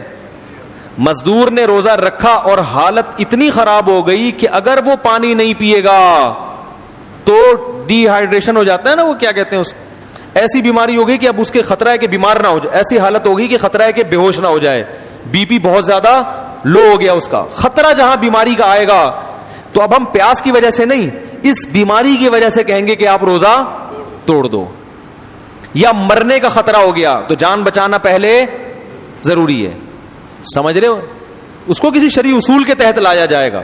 صرف پیاس لگ رہی ہے تو بھائی پیاس تو زیادہ لگے کم لگے, اور جب زیادہ پیاس لگتی ہے تو اس کی وجہ کچھ نہ کچھ وجہ ہوتی ہے. تو وجہ بعض دفعہ یہ بھی ہوتی ہے کہ آپ دھوپ میں چل رہے ہیں, بعض دفعہ یہ وجہ بھی ہوتی ہے کہ گرمیوں کا روزہ ہے, بعض دفعہ یہ بھی ہوتی ہے کہ آپ نے محنت کا کام کیا ہے. سمجھ رہے ہیں بات کو کہ نہیں سمجھ رہے؟ تو اس سے ہمیں پتہ چلا کہ روزہ چھوڑنے کی جو اجازت ہے سفر میں, تو یہاں سفر پر حکم کا مدار رکھا ہے شریعت نے, مشقت پر حکم کا مدار نہیں رکھا. یعنی آپ یہ نہیں کہو گے چونکہ سفر میں مجھے ٹینشن ہوتی ہے اس لیے روزہ چھوڑنا جائز ہے. تو بھائی ٹینشن تو بعض دفعہ گھر میں زیادہ ہوتی ہے, سفر میں آدمی ریلیکس ہو جاتا ہے. اب ایک غریب آدمی جو جھونپڑی میں رہتا ہو, اس کو آپ جہاز میں سفر میں ایئر کنڈیشن میں بٹھا دو, وہ زیادہ خوشی میں ہوگا. لیکن شریعت کہہ رہی ہے جھونپڑی میں روزہ چھوڑنا جائز نہیں ہے, یہاں جہاز میں روزہ چھوڑ سکتے ہو. سمجھ میں آئی بات کہ نہیں آئی ہے؟ اب سمجھو اس سے بات کہ یہ جو فرض نماز ہے, یہ جو اللہ نے 4 کی 2 پڑھنے کی اجازت دی ہے, یہ سفر کی وجہ سے دی ہے, ٹینشن یا مشقت کی وجہ سے نہیں دی. وہ الگ بات ہے کہ اس سفر کے پیچھے جو حکمت تھی وہ ٹینشن تھی, لیکن اب جو مدار رکھ دیا وہ ٹینشن کو ختم کر کے سفر ہی کو مشقت کے قائم مقام قرار دے دیا شریعت نے. فرض کر لیا کہ جہاں سفر ہوگا گویا مشقت ہے, چاہے حقیقت میں مشقت نہ بھی ہو.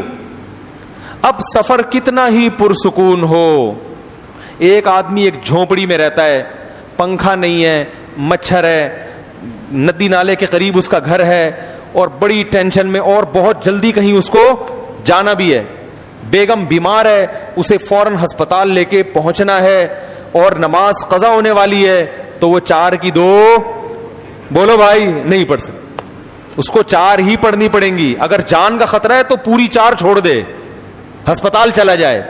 لیکن ایسا نہیں ہو سکتا کہ 4 کی کتنی کر دے, جب بھی پڑھے گا پوری 4 ہی پڑھے گا وہ, حالانکہ سخت ٹینشن میں ہے. یہ کیا خیال ہے بھائی؟ سخت ٹینشن, ٹائم نہیں ہے, جہاز نکل جائے گا آپ کا. 4 کی 2 نہیں ہوں گی, 4 ہی ہوں گی, چاہے نماز قضا ہو جائے, لیکن پڑھنی کتنی پڑیں گی؟ 4. لیکن آپ بڑے آرام سے ہو, کوئی ٹینشن نہیں ہے, جہاز میں پہلی دفعہ بیٹھے ہو, غریب آدمی کو جہاز میں بٹھا دیا, وہ کھڑکی پہ بیٹھا ہوا بادلوں کو دیکھ رہا ہے, بڑا مزہ آ رہا ہے, اور جگہ بھی ہے وہاں نماز پڑھنے کی. وہ 4 نہیں پڑھے گا, وہ 4 کی کتنی پڑھے گا؟ 2 پڑھے گا. تو پتہ یہ چلا کہ فرض میں جو ہے نا اللہ نے سفر پر حکم کا مدار رکھا ہے, مشقت یا ٹینشن پر حکم کا مدار نہیں رکھا.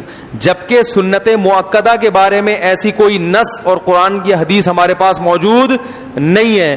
تو پتہ یہ چلا کہ سنت مؤکدہ جیسی حضر میں تھی ویسی ہی سفر میں ہے. نہیں آ رہی بات؟ اب سوال وہ پیدا ہوگا کہ یار پھر تو بڑی ٹینشن ہے, بعض دفعہ سفر میں واقعی ٹینشن بھی ہوتی ہے. تو پھر جیسے آپ اسٹیشن پہ کھڑے ہوئے ہو, ٹرین نکلنے کا خطرہ ہے, تو آپ نے ظہر کی 4 سنتیں پڑھی, پھر 2 فرض پڑھے, پھر 2 سنت, یہ تو ٹرین نکل جائے گی. تو بھائی سنت مؤکدہ کے بارے میں اصول یہ ہے کہ اس کا مدار سفر پر نہیں ہے, اس کا مدار ٹینشن پر ہے, کیونکہ وہ مؤکدہ ہے, فرض نہیں ہے. اور جو سنت ہوتی ہے وہ اگر ٹینشن ہو, کوئی مسئلہ ہو, تو حضر میں بھی چھوڑ سکتے ہو, تو سفر میں تو بطریقہ اولا چھوڑ سکتے ہو. نہیں آ رہی بات میرا خیال ہے؟ تو کیا مطلب, اگر ٹینشن میں ہو, کہیں جلدی جانا ہے, تو یہاں بھی چھوڑ دو, اور اگر سفر میں ٹینشن نہیں ہے تو وہاں بھی نہیں چھوڑ سکتے.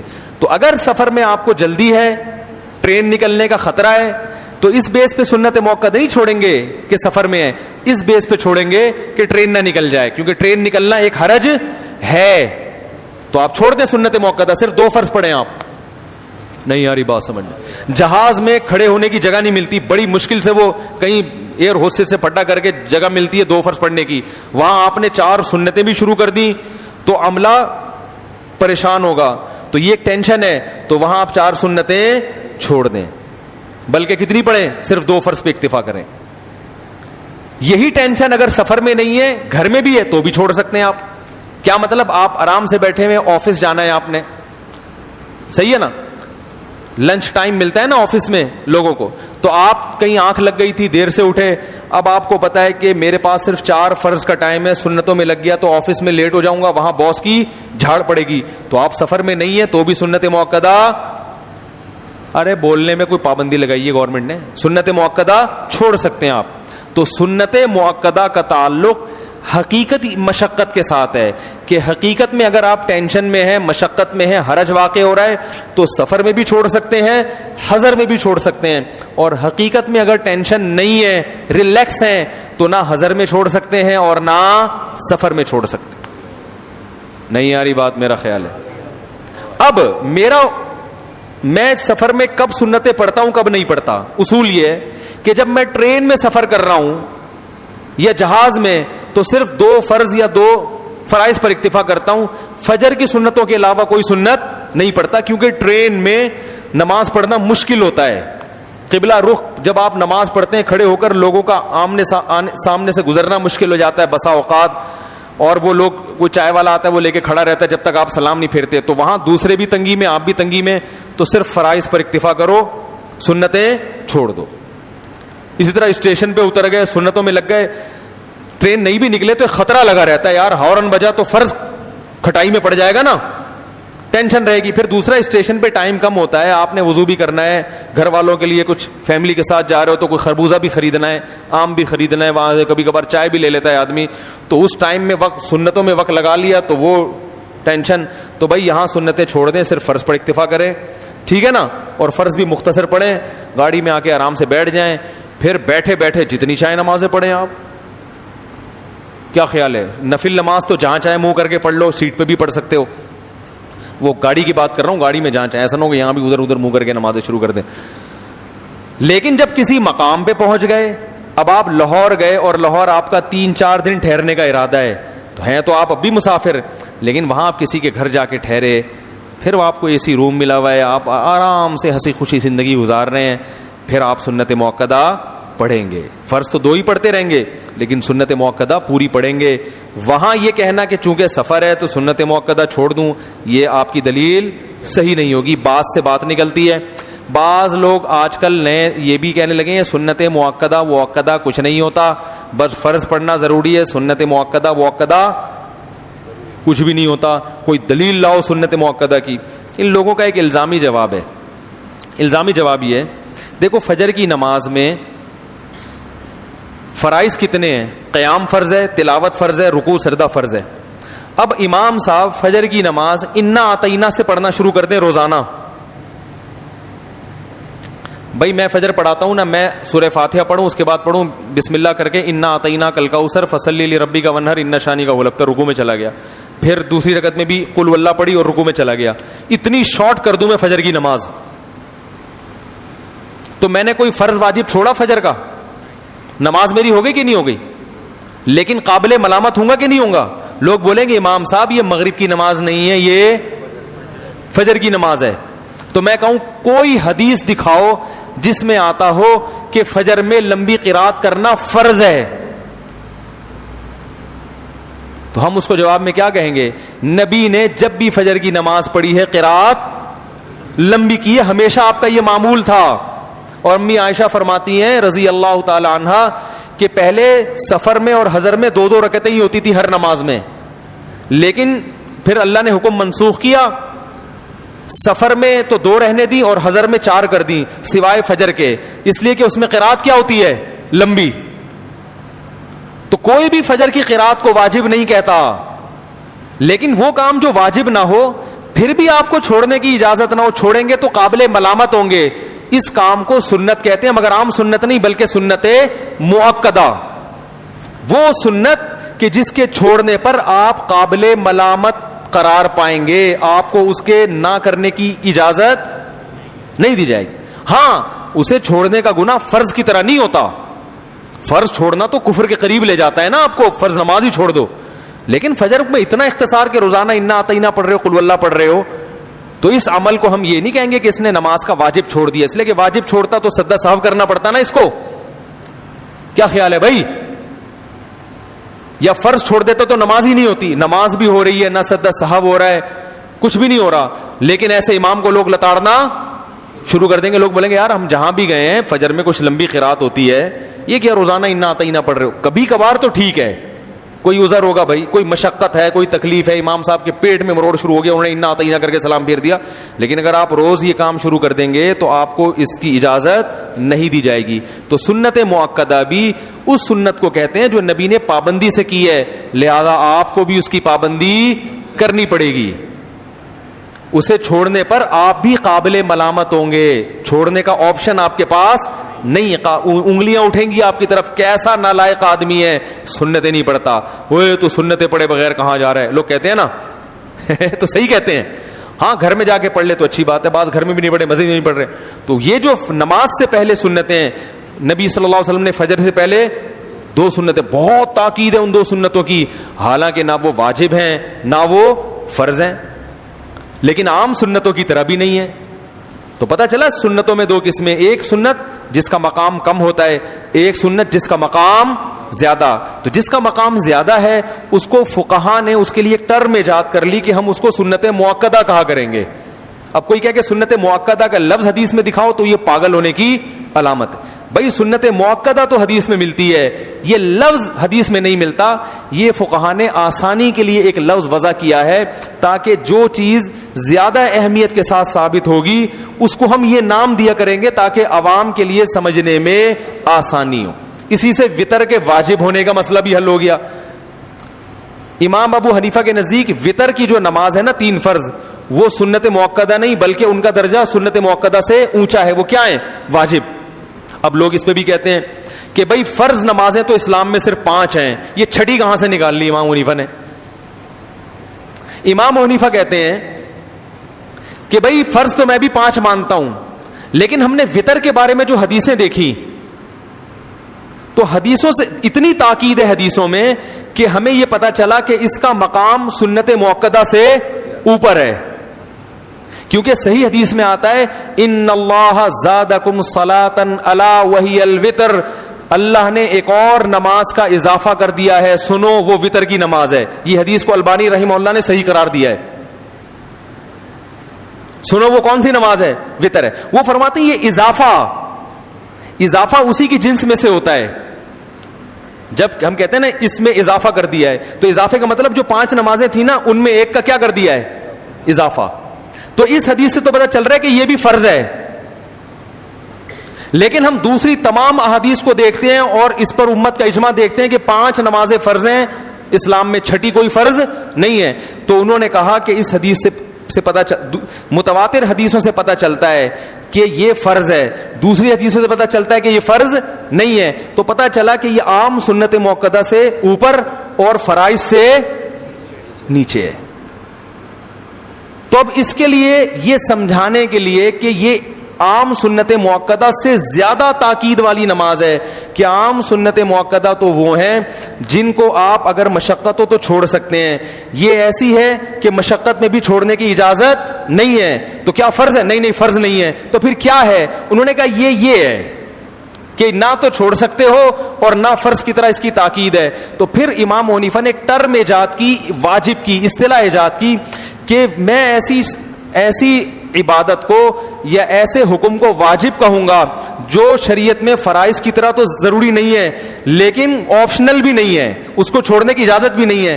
تو ایسی چیز کو ڈیفائن کرنے کے لیے انہوں نے واجب کا لفظ ایجاد کیا کہ میں جب کسی چیز کو واجب کہوں گا تو میری مراد یہ ہوگی کہ وہ نہ تو فرض کی طرح ضروری ہے اور نہ سنت مؤکدہ کے مقام کی بلکہ اس سے اوپر کی چیز ہے. اب لوگ کہتے ہیں کہ حدیث میں دکھاؤ وطر واجب ہے, تو بھئی یہ واجب تو ایک اصطلاح ہے, اصطلاحات کا تعلق لغت سے ہوتا ہے, ٹرم سے ہوتا ہے, اس کے لیے قرآن و سنت سے ثبوت کی ضرورت نہیں ہے. ہم قرآن و سنت سے یہ تو دکھا سکتے ہیں کہ وطر کی اہمیت سنت مؤکدہ سے زیادہ ہے اور 5 فرائض سے کم ہے, یہ دکھا سکتے ہیں, یہ لفظ نہیں دکھا سکتے. یہ لفظ فقہا نے ایجاد کیا ہے بات کو سمجھانے کے لیے. نہیں یاری بات سمجھنا. تو اس سے پتہ چلتا ہے امام حنیفہ معمولی ذہانت کے آدمی نہیں تھے. اب دوسرے فقہا نے وطر کو سنت مؤکدہ کہا لیکن چھوڑنے کی اجازت وہ بھی نہیں دیتے. بھائی جب سنت مؤکدہ ہے تو کبھی کبھار تو چھوڑنا جائز ہونا چاہیے, حرج میں چھوڑنا. وہ کہتے ہیں نہیں بہت تاکید ہے. حضرت علی سے کسی نے پوچھا کہ وطر کی نماز کا کیا حکم ہے, انہوں نے فرمایا کہ اما کا فرض فلا, فرض کی طرح نہیں ہے لیکن سنت نبی ہے, نبی کی سنت ہے. غالباً حضرت علی کا قول ہے یا کسی دوسرے صحابی کا, ابھی مجھے نام یاد نہیں آ رہا. فرمایا کہ اما یعنی فرض کی طرح تو نہیں ہے لیکن یہ نبی کی سنت ہے. فلا ينبغي لأحد ان يتركه, کسی کے لیے مناسب نہیں ہے کہ اس کو چھوڑ دے. اور لا ينبغي جو ہے نا, لا ينبغي یہ لا يجوز کے معنی میں ہے کہ جائز نہیں ہے. قرآن و سنت میں لا ينبغي کا جو لفظ استعمال ہوا ہے نا کہ مناسب نہیں, لفظی ترجمہ تو اس کا یہ ہوتا ہے کہ مناسب نہیں, لیکن یہ جائز نہیں کے معنی میں. جیسے جگہ جگہ قرآن میں آتا ہے کہ لا ينبغي, وہ کیا ہے جو مشرکین وہ جو کہیں گے نا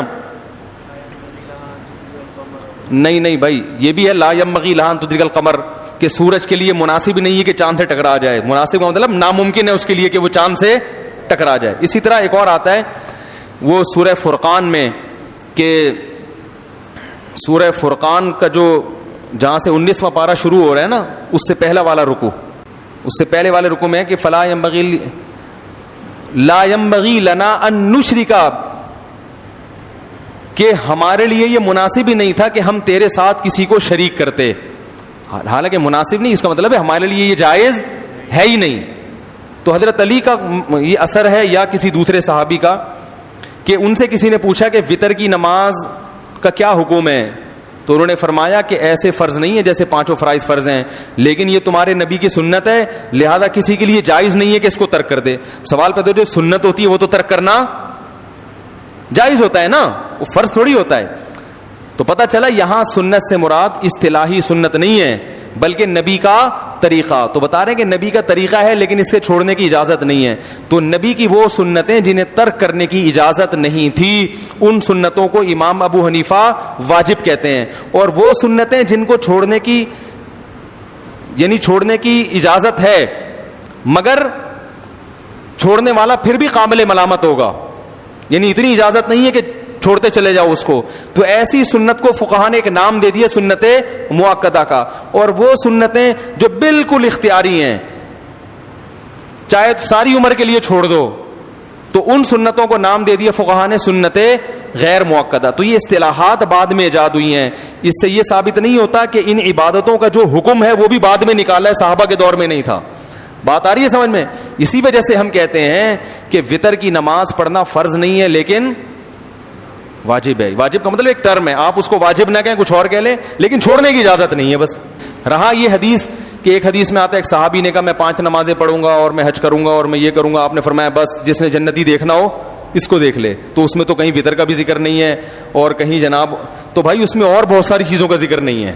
ٹھیک ہے نا، اس پر میں انشاءاللہ کبھی ایک کلپ ریکارڈ کرواؤں گا. اس حدیث کی بیس پہ لوگ کہتے ہیں کہ کوئی سنت مؤکدہ کی ضرورت نہیں. ان صحابی نے تو کہا تھا بس میں 5 نمازیں پڑھوں گا اور حج کروں گا. تو اس میں اور بہت ساری عبادتیں جن کو آپ بھی فرض کہتے ہو، لازم کہتے ہو، ہم بھی لازم کہتے ہیں، اس میں تو اس کا بھی ذکر نہیں ہے. تو پتہ یہ چلا کہ وہ حدیث اپنے ظاہر پر نہیں ہے، اس حدیث کے ظاہر پہ کسی فقیہ کا عمل نہیں ہے. تو اس لیے سفر میں جب جایا کریں، اگر ٹینشن کی حالت میں نہ ہو، سکون اطمینان کی حالت میں ہو، تو سنت مؤکدہ بھی تمیز سے پڑھا کریں. ہاں ٹینشن ہے، جلدی ہے، پھر چھوڑ دیں، کیونکہ پھر بھی فنٹر گیری کریں گے، اب آپ کو بھی نقصان ہوگا، گھر والوں کو بھی. بعض لوگ کھڑے ہو جاتے ہیں اسٹیشن پہ پوری سنت مؤکدہ تمیز سے شروع کر دی. ابے ٹرین ہارن بجا رہی ہے بھائی، اور آپ امام بھی ہو، لوگ آپ کا انتظار بھی کر رہے ہیں، 2 فرض پڑھاؤ، بیٹھو یار جا کے. پھر وہ فرض شروع کرتے ہیں تو وہ پوری سنت قرات فرض میں کیا شروع کر دیں گے، اتنی لمبی قرات شروع کر دیں گے. لوگوں کا ایمان کا امتحان لے رہے ہیں. ہارن بجنا شروع ہوتا ہے، پبلک مقتدی پیچھے سے کھسکنا شروع. تو جنت کے جو نچلے درجے میں جائے گا وہ سب سے پہلے کھسکتا ہے، جو جنت الفردوس والا وہ آخر تک امام کے، یعنی اس طرح امتحان لے رہے ہوتے ہیں امام صاحب. تو اسٹیشن پہ نماز پڑھنی ہو، جہاز میں نماز پڑھنی ہو، بہت مختصر کرتے ہو. انا اطعنا پڑھ لیں فجر میں آپ، کیونکہ سفر ہے. نبی صلی اللہ علیہ وسلم نے سفر میں مشقت تھی، آپ صلی اللہ علیہ وسلم نے عشاء کی نماز میں والتین والزیتون پڑھی ہے اور فجر میں سورہ فلق اور سورہ ناس پڑھی ہے. لیکن جب اطمینان کی حالت میں آ گئے پھر فجر میں انا اطعنا نہیں پڑھی جائے گی بھائی. فجر میں پھر طوال مفصل، لمبی لمبی صورتیں. سب سے لمبی نماز کون سی ہوتی ہے؟ قرات فجر کی ہوتی ہے. سمجھ رہے ہو کہ نہیں سمجھ رہے؟ اور اس کے خلاف کرنا قابل ملامت ہے. تو یہ فقہا سے دین سیکھا کریں، باقی لوگوں سے دین سیکھنے کی چندہ ضرورت نہیں ہے. ان کو نہیں پتہ بیچاروں کو، ٹرم سے واقف نہیں ہے، اصطلاحات سے واقف نہیں ہے. تو وطر بھی سفر میں بہرحال پڑھنے پڑیں گے، اور وطر 3 ہی ہوتے ہیں، وہ 1.5 نہیں بن جاتے ہیں. ٹھیک ہے نا. تو ہماری جو امام حنیفہ کی رائے کے مطابق وطر سفر میں آپ سنت مؤکدہ تو جب چھوڑ سکتے جب مشقت ہو، لیکن وطر کسی حالت میں نہیں چھوڑ سکتے. وہ سفر میں بھی پڑھنے پڑیں گے اور حضر میں بھی، اور ان کی قضا بھی ہے کیونکہ ان کی تاکید بہت زیادہ ہے. خواتین جب شوہر سے خلا لیتی ہیں تو عدت کریں یا نہ کریں؟ میرے بھائی جب خلا لیں اور شوہر خلا نامے پہ سگنیچر کر دے، شریعت کے مطابق وہ خلا صحیح بھی ہو جائے، تو جب شوہر نے سگنیچر کیے اس وقت سے خاتون کی عدت شروع. یہاں بھی وہی بات جو میں نے بیان سے پہلے کہی تھی، شریعت کے احکام میں آسانی ہے مگر لچک نہیں ہے. اب خواتین کیا کرتی ہیں کہ میاں کے انتقال کی خبر آئی, اللہ نے کہا جو عورت کا شوہر مر جائے تو 4 مہینے 10 دن وہ اپنے آپ کو روک لیں گی, نکاح سے بھی روکیں گی, گھر سے باہر نکلنے سے بھی روکیں گی, زینت سے بھی روکیں گی, بہت ساری چیزوں سے رک جائیں گی. اسلام سے پہلے 2 سال کی عدت ہوا کرتی تھی, اور اس میں یہ تھا کہ میلے کچیلے پکڑے کپڑے پہنو. بعض روایتوں میں یہ بھی آتا ہے کہ بکری کی مینگنیاں اس کے قریب لا کے ڈالتے تھے, بدبو میں رہے. اسلام نے یہ ٹینشن ختم کی. اسلام نے کہا گندگی کو دور کر سکتی ہے, اور 2 سال کی عدت نہیں بلکہ 4 مہینے 10 دن کی عدت ہوگی. صحیح ہے نا؟ اور یہ گند بلا نہیں ہوگا, نہا بھی سکتی ہے, خوشبو زینت اختیار نہ کرے, زینت چوڑیاں نہ پہنے, خوشبودار تیل نہ لگائے, نہائے دھوئے, میل کچیل دور کرے. اور جو اب محرم رشتہ دار ہے ان سے مل بھی سکتی ہے, جبکہ زمانہ جاہلیت میں بالکل 2 سال کے لیے اس کو سب سے دور کر دیا کرتے تھے, اور بڑے مصیبت میں رہتی تھی وہ بیچاری. اسلام نے عورت پر احسان کیا, عدت ختم کر کے 4 مہینے 10 دن کر دی, اور اس میں بھی بہت ساری. پھر یہ کہ اگر کمانے کا کوئی ذریعہ نہیں ہے تو دن میں جا سکتی ہے کمانے کے لیے, کیونکہ وہ بھوکی مرے گی ورنہ, دن میں کمانے کے لیے جا سکتی ہے. کسی ایسے گھر میں شوہر کا انتقال ہوا جو کہیں آبادی سے دور ہے, اور وہاں عورت کے ساتھ کوئی رہنے کے لیے تیار نہیں ہے, اس کو ڈر ہے, وحشت ہے, اکیلے تنہائی ہے, تو پھر گھر چینج بھی کر سکتی ہے. اتنے آسانیاں دے دی. اس سے زیادہ اگر آپ آسانی دیں گے تو یہ پھر شریعت پر, بولو بھائی, زیادتی. اب آسانیاں کیا دے رہے ہیں لوگ؟ اب آسانیاں دے رہے ہیں کہ عورت کا شوہر کا انتقال ہوا ہسپتال میں, خاتون اس کا چہرہ دیکھنے کے لیے ہسپتال پہنچ رہی ہیں, حالانکہ قرآن کہہ رہے موت ہوتے ہی عدت شروع. چہرہ دیکھنا یہ کوئی شرعی ضرورت, بولو بھائی, نہیں. اس لیے علماء کہتے ہیں عورت کو اپنے شوہر کے انتقال کی خبر پہنچی, فوراً کہاں جہاں بھی ہوگی کہاں پہنچے گی؟ شوہر کے گھر میں بھاگے. بس وہ جہاں شوہر کے ساتھ رہا کرتی, ماں باپ کے گھر میں نہیں, جہاں شوہر کے ساتھ رہا کرتی تھی فوراً وہاں اپنے گھر میں چلی, وہاں سے پھر ہار حوال معلوم کرے. وہ ہاسپٹل اپنے شوہر کی میت دیکھنے, بھئی اللہ کا حکم ہے. اب آپ کو سمجھ میں آئے نہ, آپ کے مولویوں نے دین کو مشکل بنا دیا, مولوی اس میں کیا مشکل ہے؟ اللہ بھی تو کوئی ذات ہے بھائی, وہ بھی تو کچھ قانون بنا سکتا ہے. اس کو بالکل ہی اپنی لغت سے نکال دیا آپ لوگوں نے. وہ کہہ رہے کہ نہیں جا سکتی, وہ کہہ رہے جب مر گیا تو گھر جائے, آپ کہہ رہے نہیں ہاسپٹل جائے. اس کا مطلب آپ اللہ سے آگے نکلنے کی کوشش کر رہے ہو. تو اللہ نے کہہ دیا کہاں جائے گی, وہ گھر میں جائے گی. گھر میں اس کو میت لا کے دکھا دو, ہاسپٹل عورت نہیں جائے گی. گھر میں لے آئیں عورت کے لیے, اس کے شوہر کو لے آئیں, بھائی تمہارے شوہر چلے گئے دیکھ لو, تاکہ اطمینان ہو کہ واقعی چلے بھی گئے ہیں. بعض دفعہ جھوٹی افواہیں بھی ہوتی ہیں, ایسا نہ ہو شادی ہو گئی پھر وہ نکل کے آ گیا کہیں سے. تو دیکھ لو بھائی تمہارے میاں جا رہے ہیں دنیا سے, جو کچھ کہاں سنا وہ تو ویسے ہی, اب تو خیر وہ کیا بیچارہ کرے گا, وہ تو اب اس سے بڑا شریف دنیا میں کوئی بھی نہیں ہے. خیر پھر زینت اختیار نہیں کر. پھر خواتین نے عدت کا ساشے نکال لیے, 40 دن کی عدت. نیڈو کے ساشے مارکیٹ میں مل رہے ہیں, کوئی بری بات نہیں ہے. پتی کے ساشے مل رہے ہیں. عدت کے 40 دن کے ساشے کہتے ہیں ایک بڑی عدت ایک چھوٹی عدت. عدت پوری 4 مہینے 10 دن ہی ہوتی ہے, 130 دن بنتے ہیں, وہ گزارنی پڑے گی. اس میں 40 والا ساشا نہیں ہے. پھر اگر کوئی کمانے والا نہیں ہے تو دن میں جاب کے لیے جا سکتی ہے, زینت اختیار کیے بغیر جائے اور اپنے کام سے کام رکھ کے واپس آ جائے, مردوں سے میل جول نہ رکھے. لیکن اگر شوہر نے وراثت چھوڑی ہے اور بینک میں اتنا پیسہ چھوڑ کے گیا ہے کہ یہ 4 مہینے 10 دن اپنی جو وراثت سے ٹائم گزار سکتی ہے, پھر اس کو جاب کے لیے بھی نکلنے کی اجازت نہیں. عدت کے بعد جاب تلاش کرے. آج ان احکام پر عمل نہیں ہوتا. بچوں کو مجھے ایکچولی بچوں کا پیپر ہے آج, تو مجھے بچوں کے ساتھ جانا ضروری ہے, پڑھانا میری مجبوری ہے. تو بچوں کے بھائی نہیں, بچوں کو آپ اسکول نہیں لے جا سکتی, یہ شرعی ضرورت نہیں ہے. ایسے تو ضرورتیں پھر بڑھاتے چلے جاؤ, وہ تو پھر کوئی حد ہی نہیں ہے ضرورتوں کی. تو جتنا اللہ اس کے رسول نے اجازت دے دی بھائی اتنا ہے, اس سے آگے نکلنے کی کوشش نہ کریں. تو 4 مہینے 10 دن اپنے آپ کو باؤنڈ رکھیں, پھر اللہ نے اجازت دی ہے, پھر زینت اختیار کریں, پھر ٹھیک ہے. جیسے دوسری عورتیں اس طرح بھی ہیں. تو ایک صحابیہ نے نبی صلی اللہ علیہ وسلم سے عرض کیا, یا رسول اللہ یہ 4 مہینے 10 دن کے بارے میں نا کچھ گنجائش مانگی. آپ نے فرمایا اللہ نے تم پر احسان کیا ہے, 2 سال کی عدتیں ہوتی تھیں, کتنی لمبی لمبی, تو اللہ نے احسان کر کے اتنا کر دیا. تو اب کم از کم, یعنی مفہوم حدیث کا یہ کہ اب کم از کم اس پر تو عمل کرو نا. اسی طرح خواتین کو طلاق ہوتی ہے, وہ گھر میں نہیں بیٹھتی آرام سے,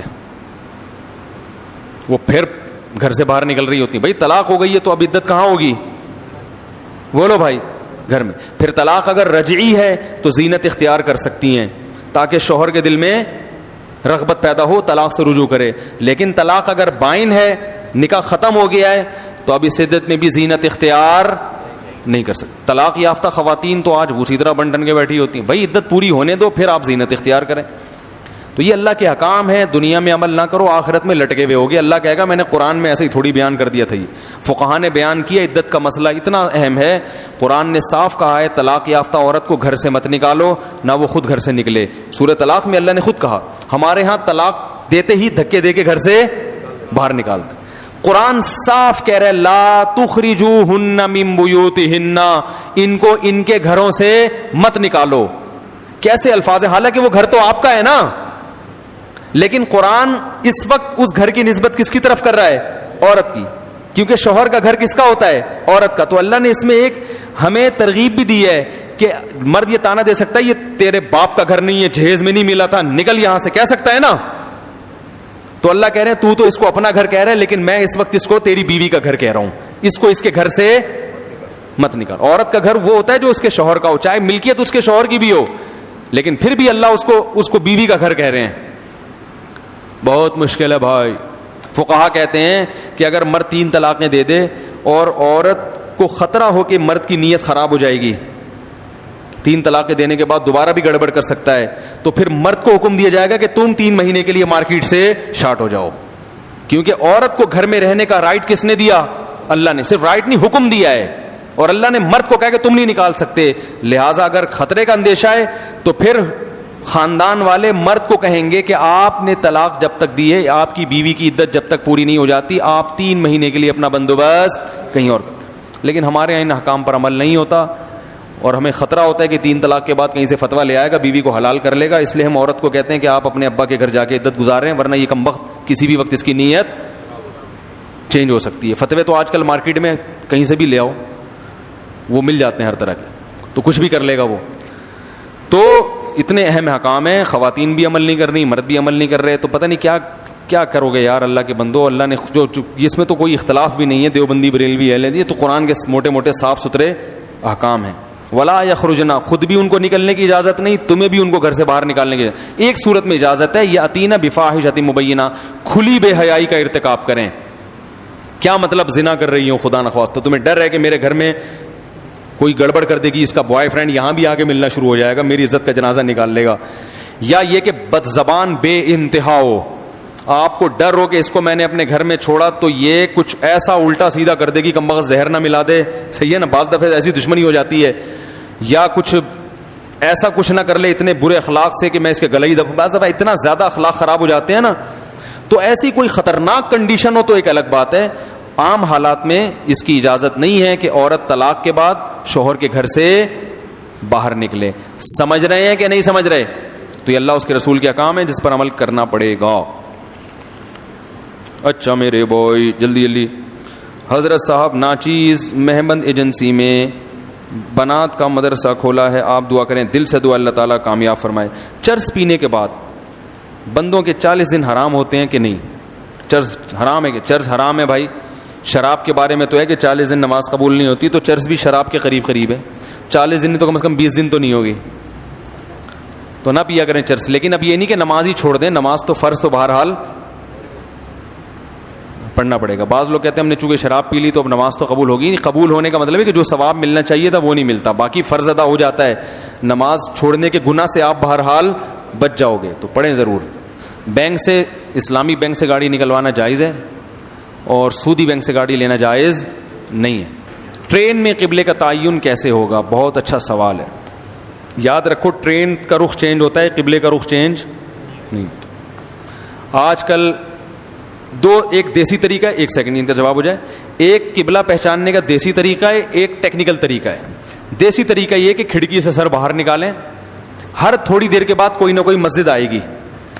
میں نے تو تجربہ کیا ہے, ٹرین میں آپ جب بھی جائیں, اگر اے سی پارلر میں بیٹھے ہیں سر باہر نہیں نکل سکتا تو شیشے پہ آنکھ رکھ کے بیٹھ جائیں. وہ بھی نہیں ہو سکتا, چلے جائیں دروازے پہ کھڑے ہو جائیں احتیاط کے ساتھ. ایسا نہ ہو کہ یہ آپ کی آخری نماز ہو. دروازہ کھولیں اور دیکھیں, تھوڑی سی محنت تو کرنی پڑے گی نا. دیکھو اللہ نے کیا کہا ہے, حافظوا علی الصلوات, نمازوں کی حفاظت کرو. حفاظت اس چیز کی جاتی ہے جس کے ضائع ہونے کا خطرہ ہے. تو نماز پڑھنے کا حکم نہیں, حفاظت. کیا مطلب, اس میں کیئر کرنی پڑے گی آپ کو. تو یہی ہے کہ پہلے سے آپ کو دیکھنا پڑے گا, بھائی پہلے سے دیکھ لو واش روم میں پانی ہے یا نہیں ہے, ایسا نہ نماز کا وقت آئے پانی نہ ہو. پہلے سے دیکھ لو قبلہ کدھر ہے, ایسا نہ ہو وقت آئے پھر ٹائم اتنا تھوڑا رہ جائے کہ قبلہ دیکھنے لگے تو نماز کا ٹائم ہی نکل جائے. تو یہ حفاظت کا مطلب پہلے سے آپ کو اس کی کیئر کرنی ہے. تو آپ جائیں ٹرین کے دروازے پہ کھڑے ہو کر دیکھیں, ہر تھوڑی دیر کے بعد کوئی نہ کوئی مسجد, الحمدللہ پاکستان مسلمانوں کا ملک ہے, گاؤں میں بھی مسجدیں ہیں, اسٹیشن پہ بھی ہوتی ہیں. تو اس سے آپ کو جو محراب کا رخ سے پتہ چل جائے گا قبلہ کدھر ہے. نہیں تو کسی سے پوچھ لیں قبلہ کدھر ہے, احترام کے ساتھ پوچھ لیں بھائی قبلہ کدھر ہے. وہیں ٹرین کے عملے کو بھی پتہ ہوتا ہے. نہیں تو پھر آپ اپنے موبائل میں ایک ایپلیکیشن ڈاؤن لوڈ کر لیں, اور وہ جو ہے قبلہ ڈائریکشن, اینڈرائڈ موبائل سب کے پاس ہی ہوتے ہیں. آپ کے پاس نہیں ہے تو پڑوسی کو بول رہے ہیں یار ذرا قبلہ ڈائریکشن کی اینڈرائڈ کر کے مجھے دکھا دو. تو وہ اس میں یہ ہوتا ہے کہ آپ جہاں بھی جائیں گے وہ خود قبلے کی طرف ایرو بن کے آپ کو دکھا دے گا. اور اس سے بھی ایک اور طریقہ یہ جہازوں میں بھی کام آ سکتا ہے, جو ابھی طریقہ بتا رہا ہوں. جہازوں میں آپ کو ایئر ہوسٹس بتا دے گی قبلہ کدھر ہے. اور ایک اور طریقہ یہ ہے کہ آپ پہلے ہی گوگل میپ کھول کے دیکھ لیں کہ میں کدھر سے کدھر جا رہا ہوں, صحیح ہے نا, اور سعودیہ کہاں ہے. تو آپ کو خود اندازہ ہو جائے گا کہ جہاز کا رخ ادھر ہے, دم اس کی تھائی لینڈ کی طرف ہوگی, تو سر کس طرف ہوگا, قبلے کی طرف ہوگا, یا تھوڑا سا یوں ہوگا. اس میں پورا ناک کی سیدھی میں پڑنا ضروری نہیں ہے, تھوڑا دائیں بائیں ہو جائے چلے گا, ٹھیک ہے نا بھائی. قبلے کی طرف رخ جب ہم کرتے ہیں تو 45 ڈگری ادھر 45 ادھر, اس سے کم اگر ہو جائے نا تو بھی نماز ہو جاتی ہے. اس کی دلیل قرآن سے کیا ہے وہ کبھی اور کسی اور وقت دوں گا پھر, کیونکہ بات لمبی ہو جائے گی. تو 4 سمتیں ہیں, تو اللہ نے ہر سمت 90 ڈگری کی 45 ڈگری کی ہوتی ہے. تو اللہ نے بیت اللہ کی سمت کی طرف حکم دیا ہے, عین بیت اللہ کی طرف حکم, شطر المسجد الحرام, مسجد حرام کی جانب. تو 4 سمتوں میں سے وہ سمت جو مسجد حرام کی جانب ہے. تو 360 ڈگری کا ہوتا ہے نا پورا گول دائرہ. اب بھائی 360 ڈگری کو 4 حصوں میں تقسیم کرو تو ایک سمت کتنے کی ڈگری کی بنے گی, 45 کی بنے گی, 90 کی بنے گی, 90 کی. تو 90 میں 45 ادھر 45 ادھر. تو اگر بیت اللہ ادھر ہے تو 45 سے کم ادھر بھی ہو سکتے ہو, 45 سے کم ادھر بھی. تو نماز آپ کی ہو جائے گی, کیونکہ سمت وہی ہے. جان کر ایسا نہ کرو, لیکن اگر ہو گیا تو ہو جائے گی. سمجھ رہے ہیں. تو سفر میں آپ نے کیا کرنا ہے, وہ لے کے یا پہلے سے نقشہ دیکھ لو کہ یوں سے یوں جائیں گے تو پھر ادھر اسی سائڈ پہ ہوگا, تو اسی سائڈ پہ نماز پڑھ لو, تو بڑے آرام سے ہو جاتا ہے. ہمیں تو ہمیشہ قبلہ ملا ہے الحمدللہ, کبھی بھی ایسا نہیں ہوا کہ قبلہ نہ ملا ہو, سب جگہ ہی پتہ چل جاتا ہے. اور جو لوگ پنجاب آتے جاتے رہتے ہیں, کراچی میں جو ہمیشہ جو ہے نا ہم ساؤتھ سے نارتھ کی طرف جاتے ہیں, اور قبلہ ہمیشہ ویسٹ کی طرف ہوتا ہے. تو جتنا ساؤتھ کی طرف جائیں گے, جیسے ابھی قبلہ یہاں ہے تو قبلہ ادھر کو گھومے گا. رہنے دو بھائی, کچھ سائنسدانی زیادہ ہو گئی ہے. Thanks for watching.